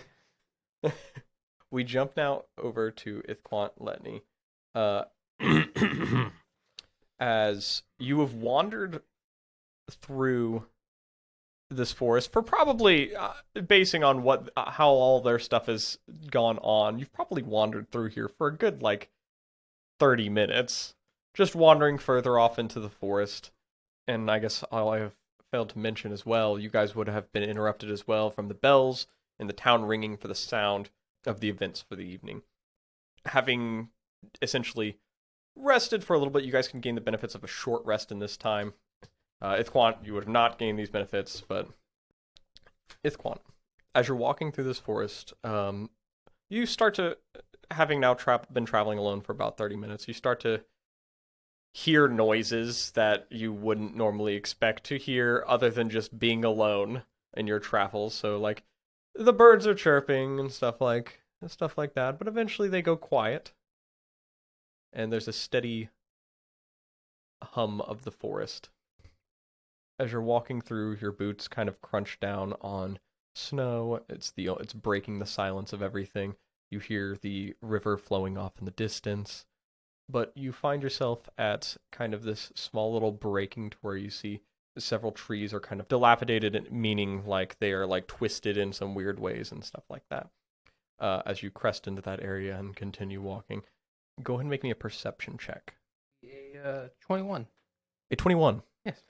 You catch full note of a growth on some bark on a tree close by to you. It looks like a blackish red ichor, similar to what you had seen before. Convenient. It looks as if it hasn't drooped anywhere. There's no sizzling from the Gibbering Mouther as of before. It looks like it is growing out, almost pulsating on the side of this tree. I'll have my blade ready. And, Okay. I'm gonna divine sense. Yeah, you divine sense the area, and it reveals evil things, correct? Divine sense. As an action, you can detect good and evil until the end of your next turn. You sense anything affected by the hollow spell, or know the location of any celestial, fiend, undead within 60 feet that is not behind total cover. Okay. And we established this is like an entity of like chaos before, but it still kind of pings for you. It kind of emanates that from true chaos. You're kind of, the scent is on your nose already. How do you approach it? I suspect that this is a creature, just like a mark. It looks like a weird growth. It's pulsating as if it's got like this beat to it, like almost like a little heartbeat. I'll call out to it. Foul fiend. I dare you, make yourself known to me, Mike, that you be slain in a proper way. You see, looking at it, it sits there and... Be like that. I'll walk towards it. It does not respond to you, it only pulsates. As you get closer to it, you see it continues to pulsate more. I'm going to poke at it with my sword. Like, what is this? Yeah, you poke at it with your sword and poke into it a little bit. It doesn't pop or anything when you poke it. It just dips in a little bit. It dips in, you pull your blade out a little bit. It sizzles a little bit on your blade. And then you hear a voice from around you, like almost all around you. What is it you're doing? Poking you? Oh, why are you doing that? Maybe figure out what you are. Do you think poking into it is going to solve your problem? Maybe. It hasn't done anything to you. Do you feel any different? More curious. Well, has poking seemed to cause any distress to anyone you know? No, it hasn't. I wasn't necessarily trying to pop it, just like figure out what it is. Prodding at it is the solution? Yeah. That's how you safely figure out what something is. Do you not have a pole? No. You should travel with those more. I'm sure someone else has a pole. You see in front of you, on the side of the tree, two eyes open up of this tree with the growth on it. And you see the branches kind of lurch around as the tree itself comes to life before you. Quant stumbles back, pulling up his shield and like preparing himself for anything. Be you fiend or foul beast. Look, all I'm saying is trees. Be I fiend or foul beast. If you are evil, then I suppose I would be. But if you are good, then I'm merely a tree. I am an enemy of all evil, so then I guess you're merely a tree. What makes me evil? I didn't say you were evil. I said you were a tree, because that's what you said. Are trees evil to you? If they're evil trees, yes. What makes it evil? Typically being a fiend, or demon, or undead, or like a want to be evil, like cause scourge on the world, or maybe kill lots of innocent people. Sometimes petty theft, depending on how I'm feeling that day. So you judge it all based on how you're feeling? No. Sometimes I judge certain things on how I'm feeling. Most of the time, it's pretty cut and dry. So you follow some form of boundary, then? A tenet? Yes. Well, I'm similar and such. We trees follow tenets as well. Not as complicated, I imagine. We've been through these lands, burned, lived, rebirthed. Are you here to judge me with my growth? Is the growth evil? I would imagine so. Then maybe. I didn't put it there. Does that make me evil? No. Do you want it go? Is it hurting you? Well. Is it an annoyance even? It feels pretty evil to me. Well, is petty thievery evil if it looks that way to you? Really depends on how much evil I've been killing recently. Do you have a quota you have to hit? It just makes me feel better. If you remove this growth from me, will it satiate your thirst of evil? I mean, no, but it'll make me feel better. Well, this growth is not one that is supposed to be here. Definitely and needs to go. removing it would be necessary to cleanse it of evil. But But also, removing it could potentially kill me. sorry, really rough. So will you still remove it? Oh yeah, probably. Okay with killing someone innocent? 100%. So if you're Zero okay moral with gray here. if you're okay with killing the innocents, Getting rid of evil. So. even Things by have a getting rid cost of good sometimes. too, Yeah, that sounds right. and where does that put you on the spectrum? I don't really matter where I am. So you are the judge, jury, and executioner. I am the blade of the judge, jury, and executioner. It seems like your judgment is the one that goes through here. All right, give me a second. Dear Doomwing, is it my job to purify this world of all evil? Yeah, okay. Just double checking. Anyways. So yeah, pretty sure. The Doomwing? Of course. Bringer of, I remember. Do you remember back in the Winds of Wrath? I'll call the winds of... In the time when the trees... We spoke much more clearly to each other. We looked at the moss and spoke through the vines. This is back when trees didn't speak? Oh, we still spoke then. A lot more plants spoke. But But now they have less to say, because you guys talk so much. I mean, I didn't really start talking till you started talking, but... Well, you started poking my... Well, thing. it's evil. I mean, can't a man poke some evil when he's trying to get rid of it? Are you gonna get rid of it? Yes. These are my final words. It's weird how the times have changed. The Doomwing, before all the magic had left the lands, many considered the Doomwing to be evil. I must be misinformed. There's that cult out there telling people to kill people or something. I don't really know. I don't really listen to it. It's all wrong. Are you not with them? No, of course not. Oh. I'm trying to bring about peace and a utopia, if you will. I just figured you would be with them. They're crazy. Why are they crazy? Well, because they want to kill everyone and then- rob. And they cleanse the land for the Doomwing?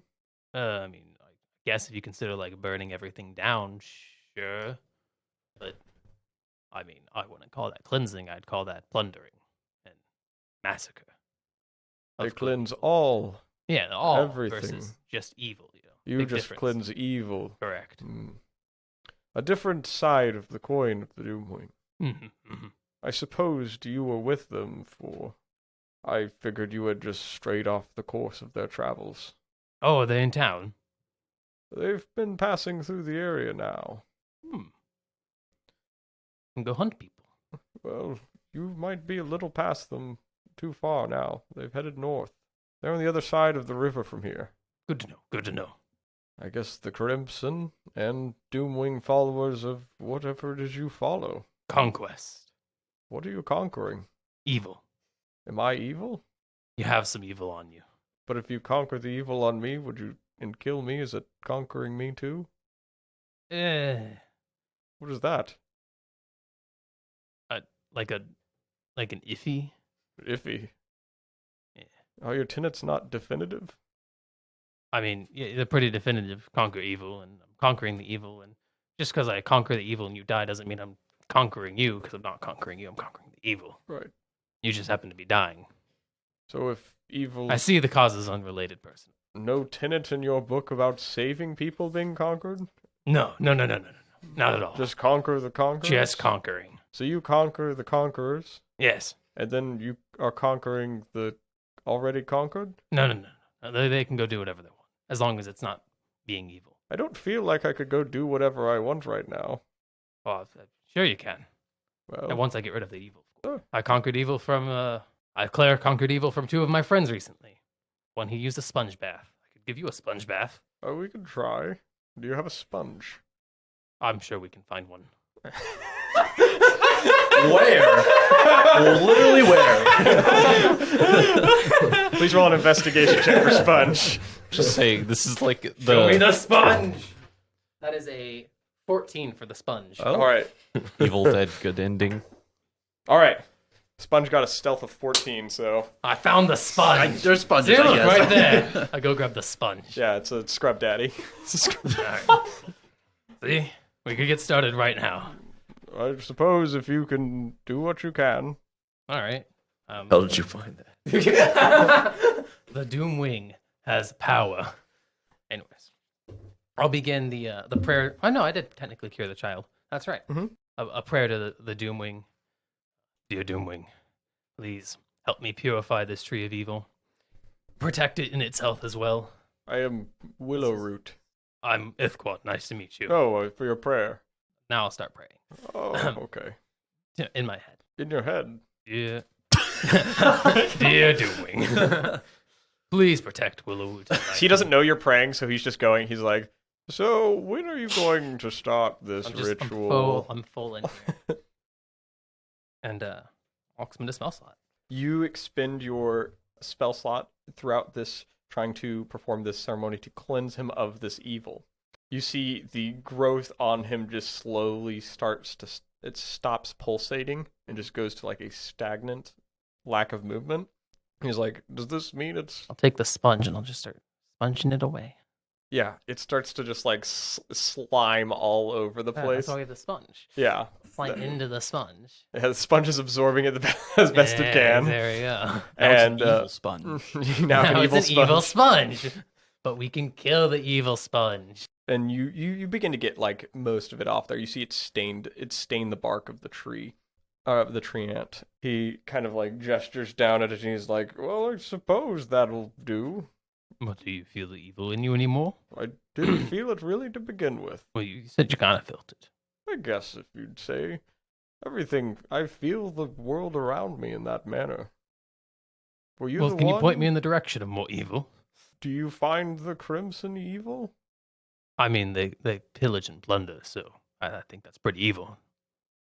Sometimes it's hard to tell your definition of evil. I really feel like it isn't. Pretty spick and span. Well, if my life is coming to an end soon, then I've merely got, after you've taken this off of me, maybe 150 more years. Well, if my children or grandchildren run into you, then you should say hi. It got a little questionable there. It just doesn't feel that way. When you have the evil on you, and I could be subject to death. As a treant, we've talked many times about what it is to be good and evil. Largely, I would say, good would be the ones that don't burn down the trees. But there's also ones that care not about the trees, that are good, but have no bias against them either. There's those that are evil, though, such as that of your crimson cult. They burn the trees, just like they did in the Winds of Wrath. Why would you just go around burning trees? I've burned a few trees, but they were like tree branches, like sticks. Those are the tenets of the Doomwing. Pillage all evil. That's not her direct words. What church have you been raised in? I haven't been raised in a church. I've been raised in a clan. Well, let me think back for a moment. Yeah, the Doomwing's tenets are align your goals with the Great Return, create a horde for the future ruler of Ashes. Weakness is a crutch, leave it behind or be left behind. Wealth is status and power, take from those who can't be both.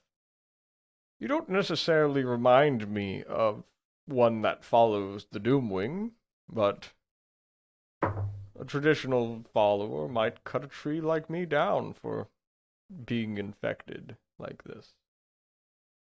I mean, there's other ways to deal with the problem than just stab your sword in it. But I've held you for long enough, and you've slayed your evil off of me. I guess you could call me conquered. Yeah. Just defeated at trying to... Ithquant, Letni, conqueror of Treants. Never told you my full name. Oh, did you just say Ithquant? I'm sorry. Sorry, that's what I thought you said Ithquant, Letni. Ithquant. You're right. It's like, all right, now he's got to go. Trees just know things. Conqueror of Treants. Yeah, I'd appreciate it if you'd stop calling me that, but or Treant, singular. Still going to go now. All right. Have a safe journey. You feel better, and you don't die in 150 years. I'm gonna go look for those crimson now. You leave away from him? I start walking towards the river north. Yeah. Who the fuck is this tree? Jesus Christ. Oh my God. Oh, dear God. As soon as I realized it was a tree, I was like, this is going to be a long conversation. Fuck you, Tolkien. They have absolutely nothing going on.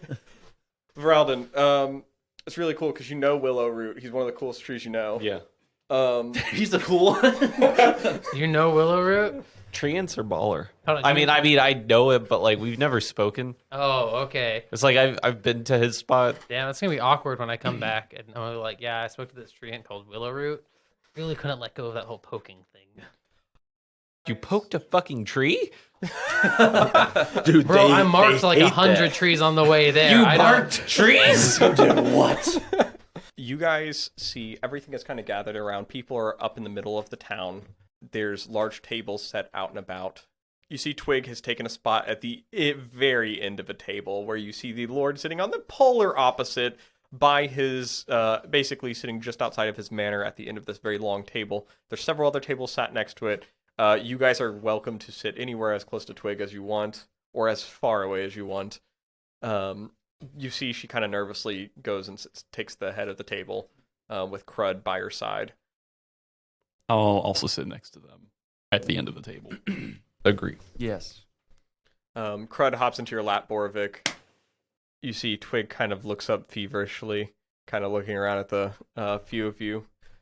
And then she kind of stands up, and you see several people start to have gathered around. You see Baron Kalan Hashway kind of idly smiles to everyone. Twig, it's your time. Everyone, please give a warm applause. I know her. Not just for Twig, but for the racers that helped her find her way to victory as well. Fuck that one guy, though. You guys see Twig stands up, and she pulls out a little piece of paper. She looks at it, tears it in half, and throws it to the wind. Strange move. Baller. Really undecided about that speech. She's going rogue. She's going off the script. Does she have another speech in her? You guys see like the speech on the ground is like, it's like, I'd like to thank like the people that helped me get here, and then she's gonna open up and not do that at all. Damn. As she should. She stands up and starts speaking as a hush kind of falls over the crowd. I'm no speech giver. The most of you lot know me, can tell I don't give a shit what you think of me. Sure, young girl, and even younger brother, feel bad for them because their parents gone. You all apologize, and for what? No one does anything for the lower town. I mean, look at Kellen's council. They'd rather keep them thinking the town is not going to shite, exploiting the labor of the people of East River. And Baron, I'm 13, and I could see your favorite yearly kart racing guilds are paying off your counselors to keep you from seeing what's going on. You know why people are happy in the east side today? It's because the market, it's all 50% off, everything's cheaper, they're fixing up buildings with fresh lumber just to tear it off down once everyone leaves, just to make the place look better. You don't see that, but we do. She kind of gestures to some of the people, and like some of the people around the area from the east side are like, yeah. Everyone around sees it. And you may be avoiding whatever it is, the problems you have with hating about magic, but there's something going around with mind fog. And you know what? These people in front of me, they're the ones that fixed it. Not you. Not your guards. Not the immortals. They didn't do shit. Notably, all of the immortal guards are not present either. They're gone. They didn't do shit about it. And then once everyone leaves tomorrow or in the next few days, you're just going to take all of it down and leave us back to where we were? I'm tired of it. Like, us on the east side, we're tired of it. You got to accept it that one, magic's back, and two, there's going to be bad things that happen from it. And you got to deal with it rather than just let the immortals deal with it. They didn't do anything. It took random people coming from another town that got attacked from stuff. They came out and they helped. And then they won the race, too. Everyone's like fist bumping at the same time right now. If Ithquant was there, he'd be like, "Yeah, get fucked." You see the Baron holds up his hands to like silence some people. And he kind of stands up. You guys have met him the other day. You guys know he's a rather like brief, candid person, pretty gentle in regards, kind of polite. You see like the ultimate twinge in his face, like he did not want to hear something about magic come up to him. And you see for the first time in this guy's eyes like a sense of disdain for this little girl. As you see, he stands up, slowly walks across the area as everyone kind of around falls silent. And you see he gets up in front of her, or on her edge of the table, side of the table, and he kind of kneels down to be lower at her height. Twig, listen. I want to thank you for your participation and successful piloting of your cart in the Winter Winds Festival and the cart race. I congratulate you. I really do. But I'd also advise you not to overstep. While I am here to listen to your speech, which is mostly people advertising, I am also here to listen to your counsel. I'd remind you, I am the Baron and Lord of these lands. And while we serve under the sovereignty, we do not adhere to their explicit customs of law. And while this speech is granted to you by me, speaking down to your High Lord, in some places can be interpreted as a threat, especially when trying to rouse crowds. In other townships, lords, maybe not me, might have individuals put to death for such statements. While I have enjoyed your counsel, I will heed the remainder of this time to others that would wish to speak. And you see Twig's like, but Twig, it is hard to lose a parent, yes. And it's probably harder to have another one of them not be around like yours. I get it. If you wanted to win the whole race just to talk to me, my doors have always been open for you and Crud.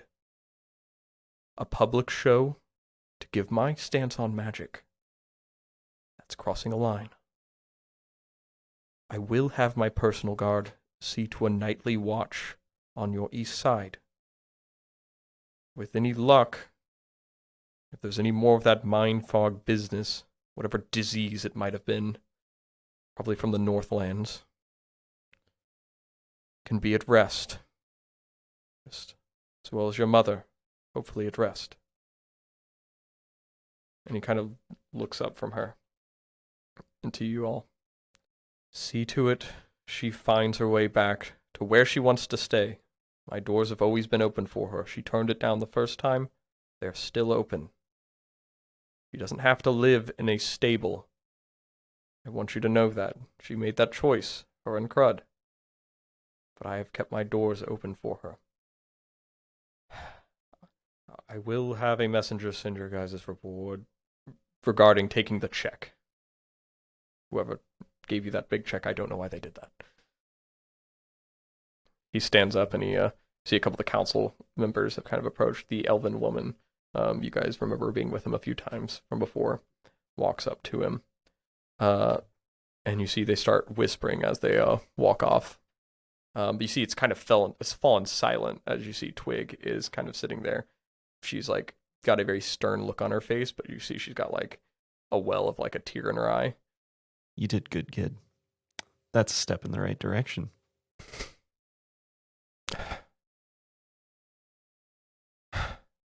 Why? You see she stands up and then she just runs away from the table. Ah. Mayor's still in the room. So it's all outside, but you see he's walking back. He's walking back having a quiet conversation.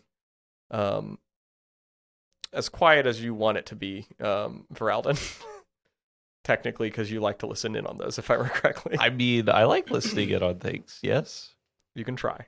I will try. If any of you actually can, technically. It's quiet, but like... I'll try to listen. Yeah, you can do it.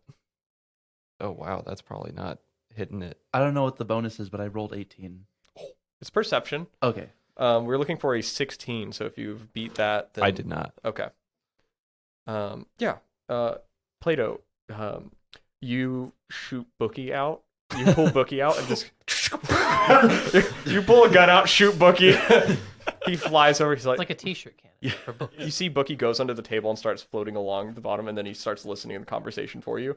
And then he's going to bring it back via written in text, so you can just read it. Look at the transcript. Yeah, you get the transcript. I'll just read it. I'll just go off based on what they were going to say. Okay. And then you could just be reading that. Okay. And it says the voices of people too.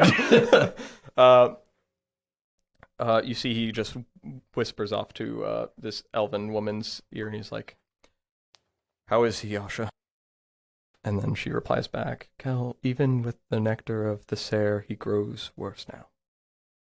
I told you not to bring that stuff near him. Gods, have you damned us?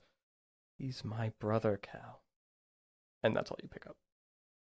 I'm going to pass the bookie around, just like sharing my note to the class. Yeah. No context of it, but something. Some shit. Huh. Well, I'm going to follow Twig. You get down to... She's run, basically, to start crossing the ferry across the other side. You see she swiped her card there, and he's taking her across. You're, like, watching the rope go.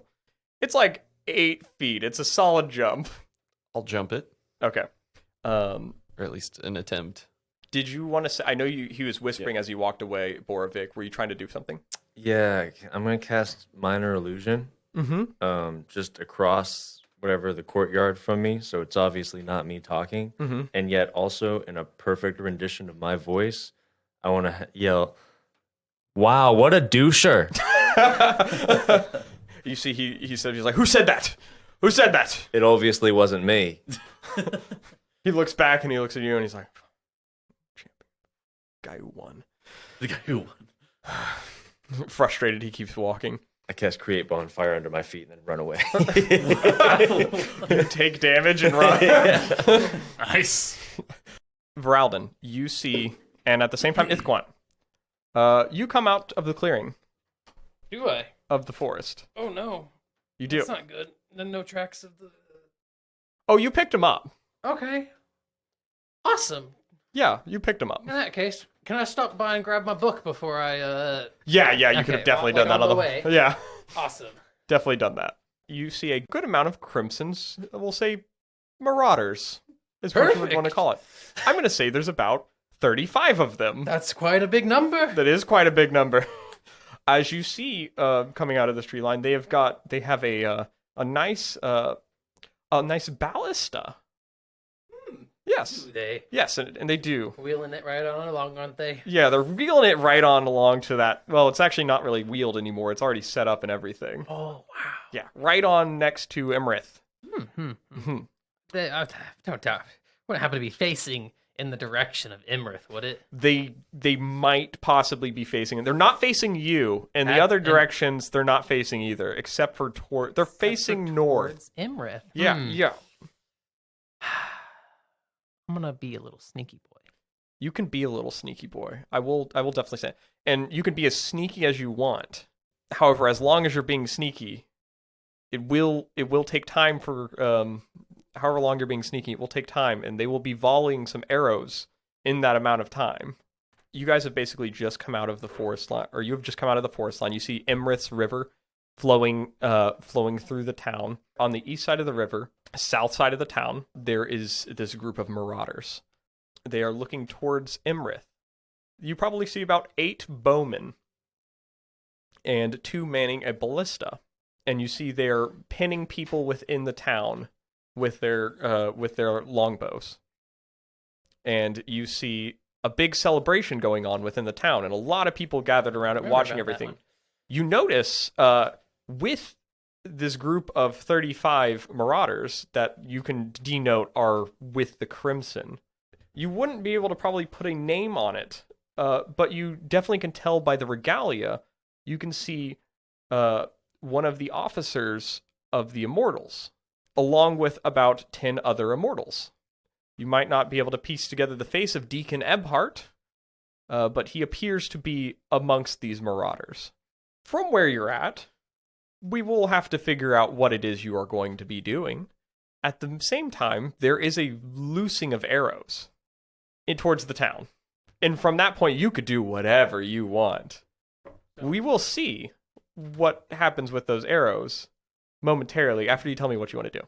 So to clarify, we got a grouping of 8 archers and 2 men on the ballista. Yes, that's 10 right A there. grouping of 11 immortal guards. Yes. And then 25 more marauders. Oh, and then 25 more marauders in addition to that. Yeah. Oh, okay. And they're just kind of like dispersed about? They're basically in a small...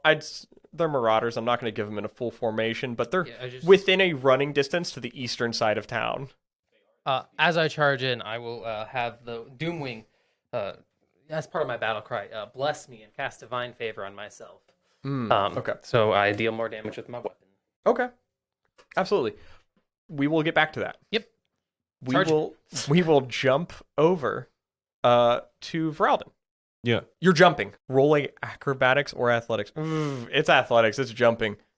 There is a line that this fairy system travels across. So you could use your whip to try to help yourself. But I will say you can use acrobatics You with said that. it was 8 feet? Yeah. He can make the jump fine. Oh, he can? It's a long jump. He can jump 12 feet. Okay. All right. So I'll take it, I guess. you can roll for style points. It won't. Yeah, that's well, fine. yeah, Roll you can for roll for style style points. 14. All right. Plus whatever you want to add to that. A 15, yeah. Yeah, it looks pretty freaking cool what you do. What do you do? Shit. He shits? He shifts. No, Oh, I just water. hit the classic long jump, and then I hit it and I into the roll, Okay, into the roll at the end. Into the roll onto the boat. Yeah. All right. As in like land on the boat into a roll. Into a nice tucked roll onto the boat. Yeah. It dips a lot, but I was like, it's a rowboat, right? yeah, well, it's not a rowboat. It's like it's a a big ferry. It's a big Yeah. ferry system, so it's just okay, basically so a it can big carry, like, flat a lot of wood people. piece. Yeah, that's what it's designed to. So you land in. You're not heavy enough to like tilt the whole thing, but you Yeah. can definitely feel the movement. I'm no, I don't know, big race. I'm no giant. Got him. Goliath. Unlike this guy over here. This mountain of a hill dwarf, if you will. You jump and land onto the platform. As you see in this moment, roll a perception check for me. Oh yeah, perception. I'm great at that. Yeah. 15 plus a 3, I think. Yeah. Yeah, you see a barrage of arrows flying in on the town. Are we in that considerable area of? Yes. Okay, you are within that considerable area. All right. Seeing this, I'm going to react by throwing my cloak over and grabbing Twig and doing the bullet shield thing. I will allow you to roll against the attack roll. What do you mean by that? Well, you're trying to do a bullet shield thing. Throw yourself in front of it. Yeah, like on over, because I assume they're coming down. Yeah. Like, right. Put Twig under me, basically. Yeah. Yeah. I'm having Still you help me. roll to react faster than. I get you. Yeah. Go ahead and give me a dexterity. Initiative? I'm just gonna have roll an initiative. Yeah. Would have preferred the dexterity saving throw. It's all right. Your other player helped you. Thinking like reaction to combat initiative. Yeah, makes sense. I got an 8. You're with Twig, right? Yeah. Have an inspiration. Is that his hey. inspiration? That's my inspiration. Oh, it's your inspiration. Okay. All right. Roll We'll roll again. the curse die again. Because I love you, Chris. Oh God, you cursed him. I got a 1. Wow. Oh my god. Well, Twig's dead. What? It was better than an 8. You get fast enough, just enough to throw your cloak, but you see an arrow goes right through it. And you get your body right in front of it, and you see the arrow has already hit her. Oh no. God damn it. That's what we're going to call the session. Oh no, you fucker. That session, right? That's what we're going to call the session. I'm never coming back. Because we do 2 sessions a day. It begins. Oh, he was late. Oh yeah. We're just doing one today. I forgot to tell you. I was like, oh, cool. We still have an hour and a half. That's awesome. You lure them in with the funny kart racing, then you shoot a child, Jimmy. The funny car race. Isn't it funny to do a wacky racers car race? Yeah. Guys, let me do an outro real quick. All right. Here, I'll do it. You want to do it? Are you going to be sad doing I'm going it? to be a very sad boy. Thank you for listening to Goon Quest. If you enjoyed this show and want to hear more of it, please feel free to leave us a 5-star rating wherever you listen to your podcast. Not only does this help others find the show, but it also helps us feel good about ourselves.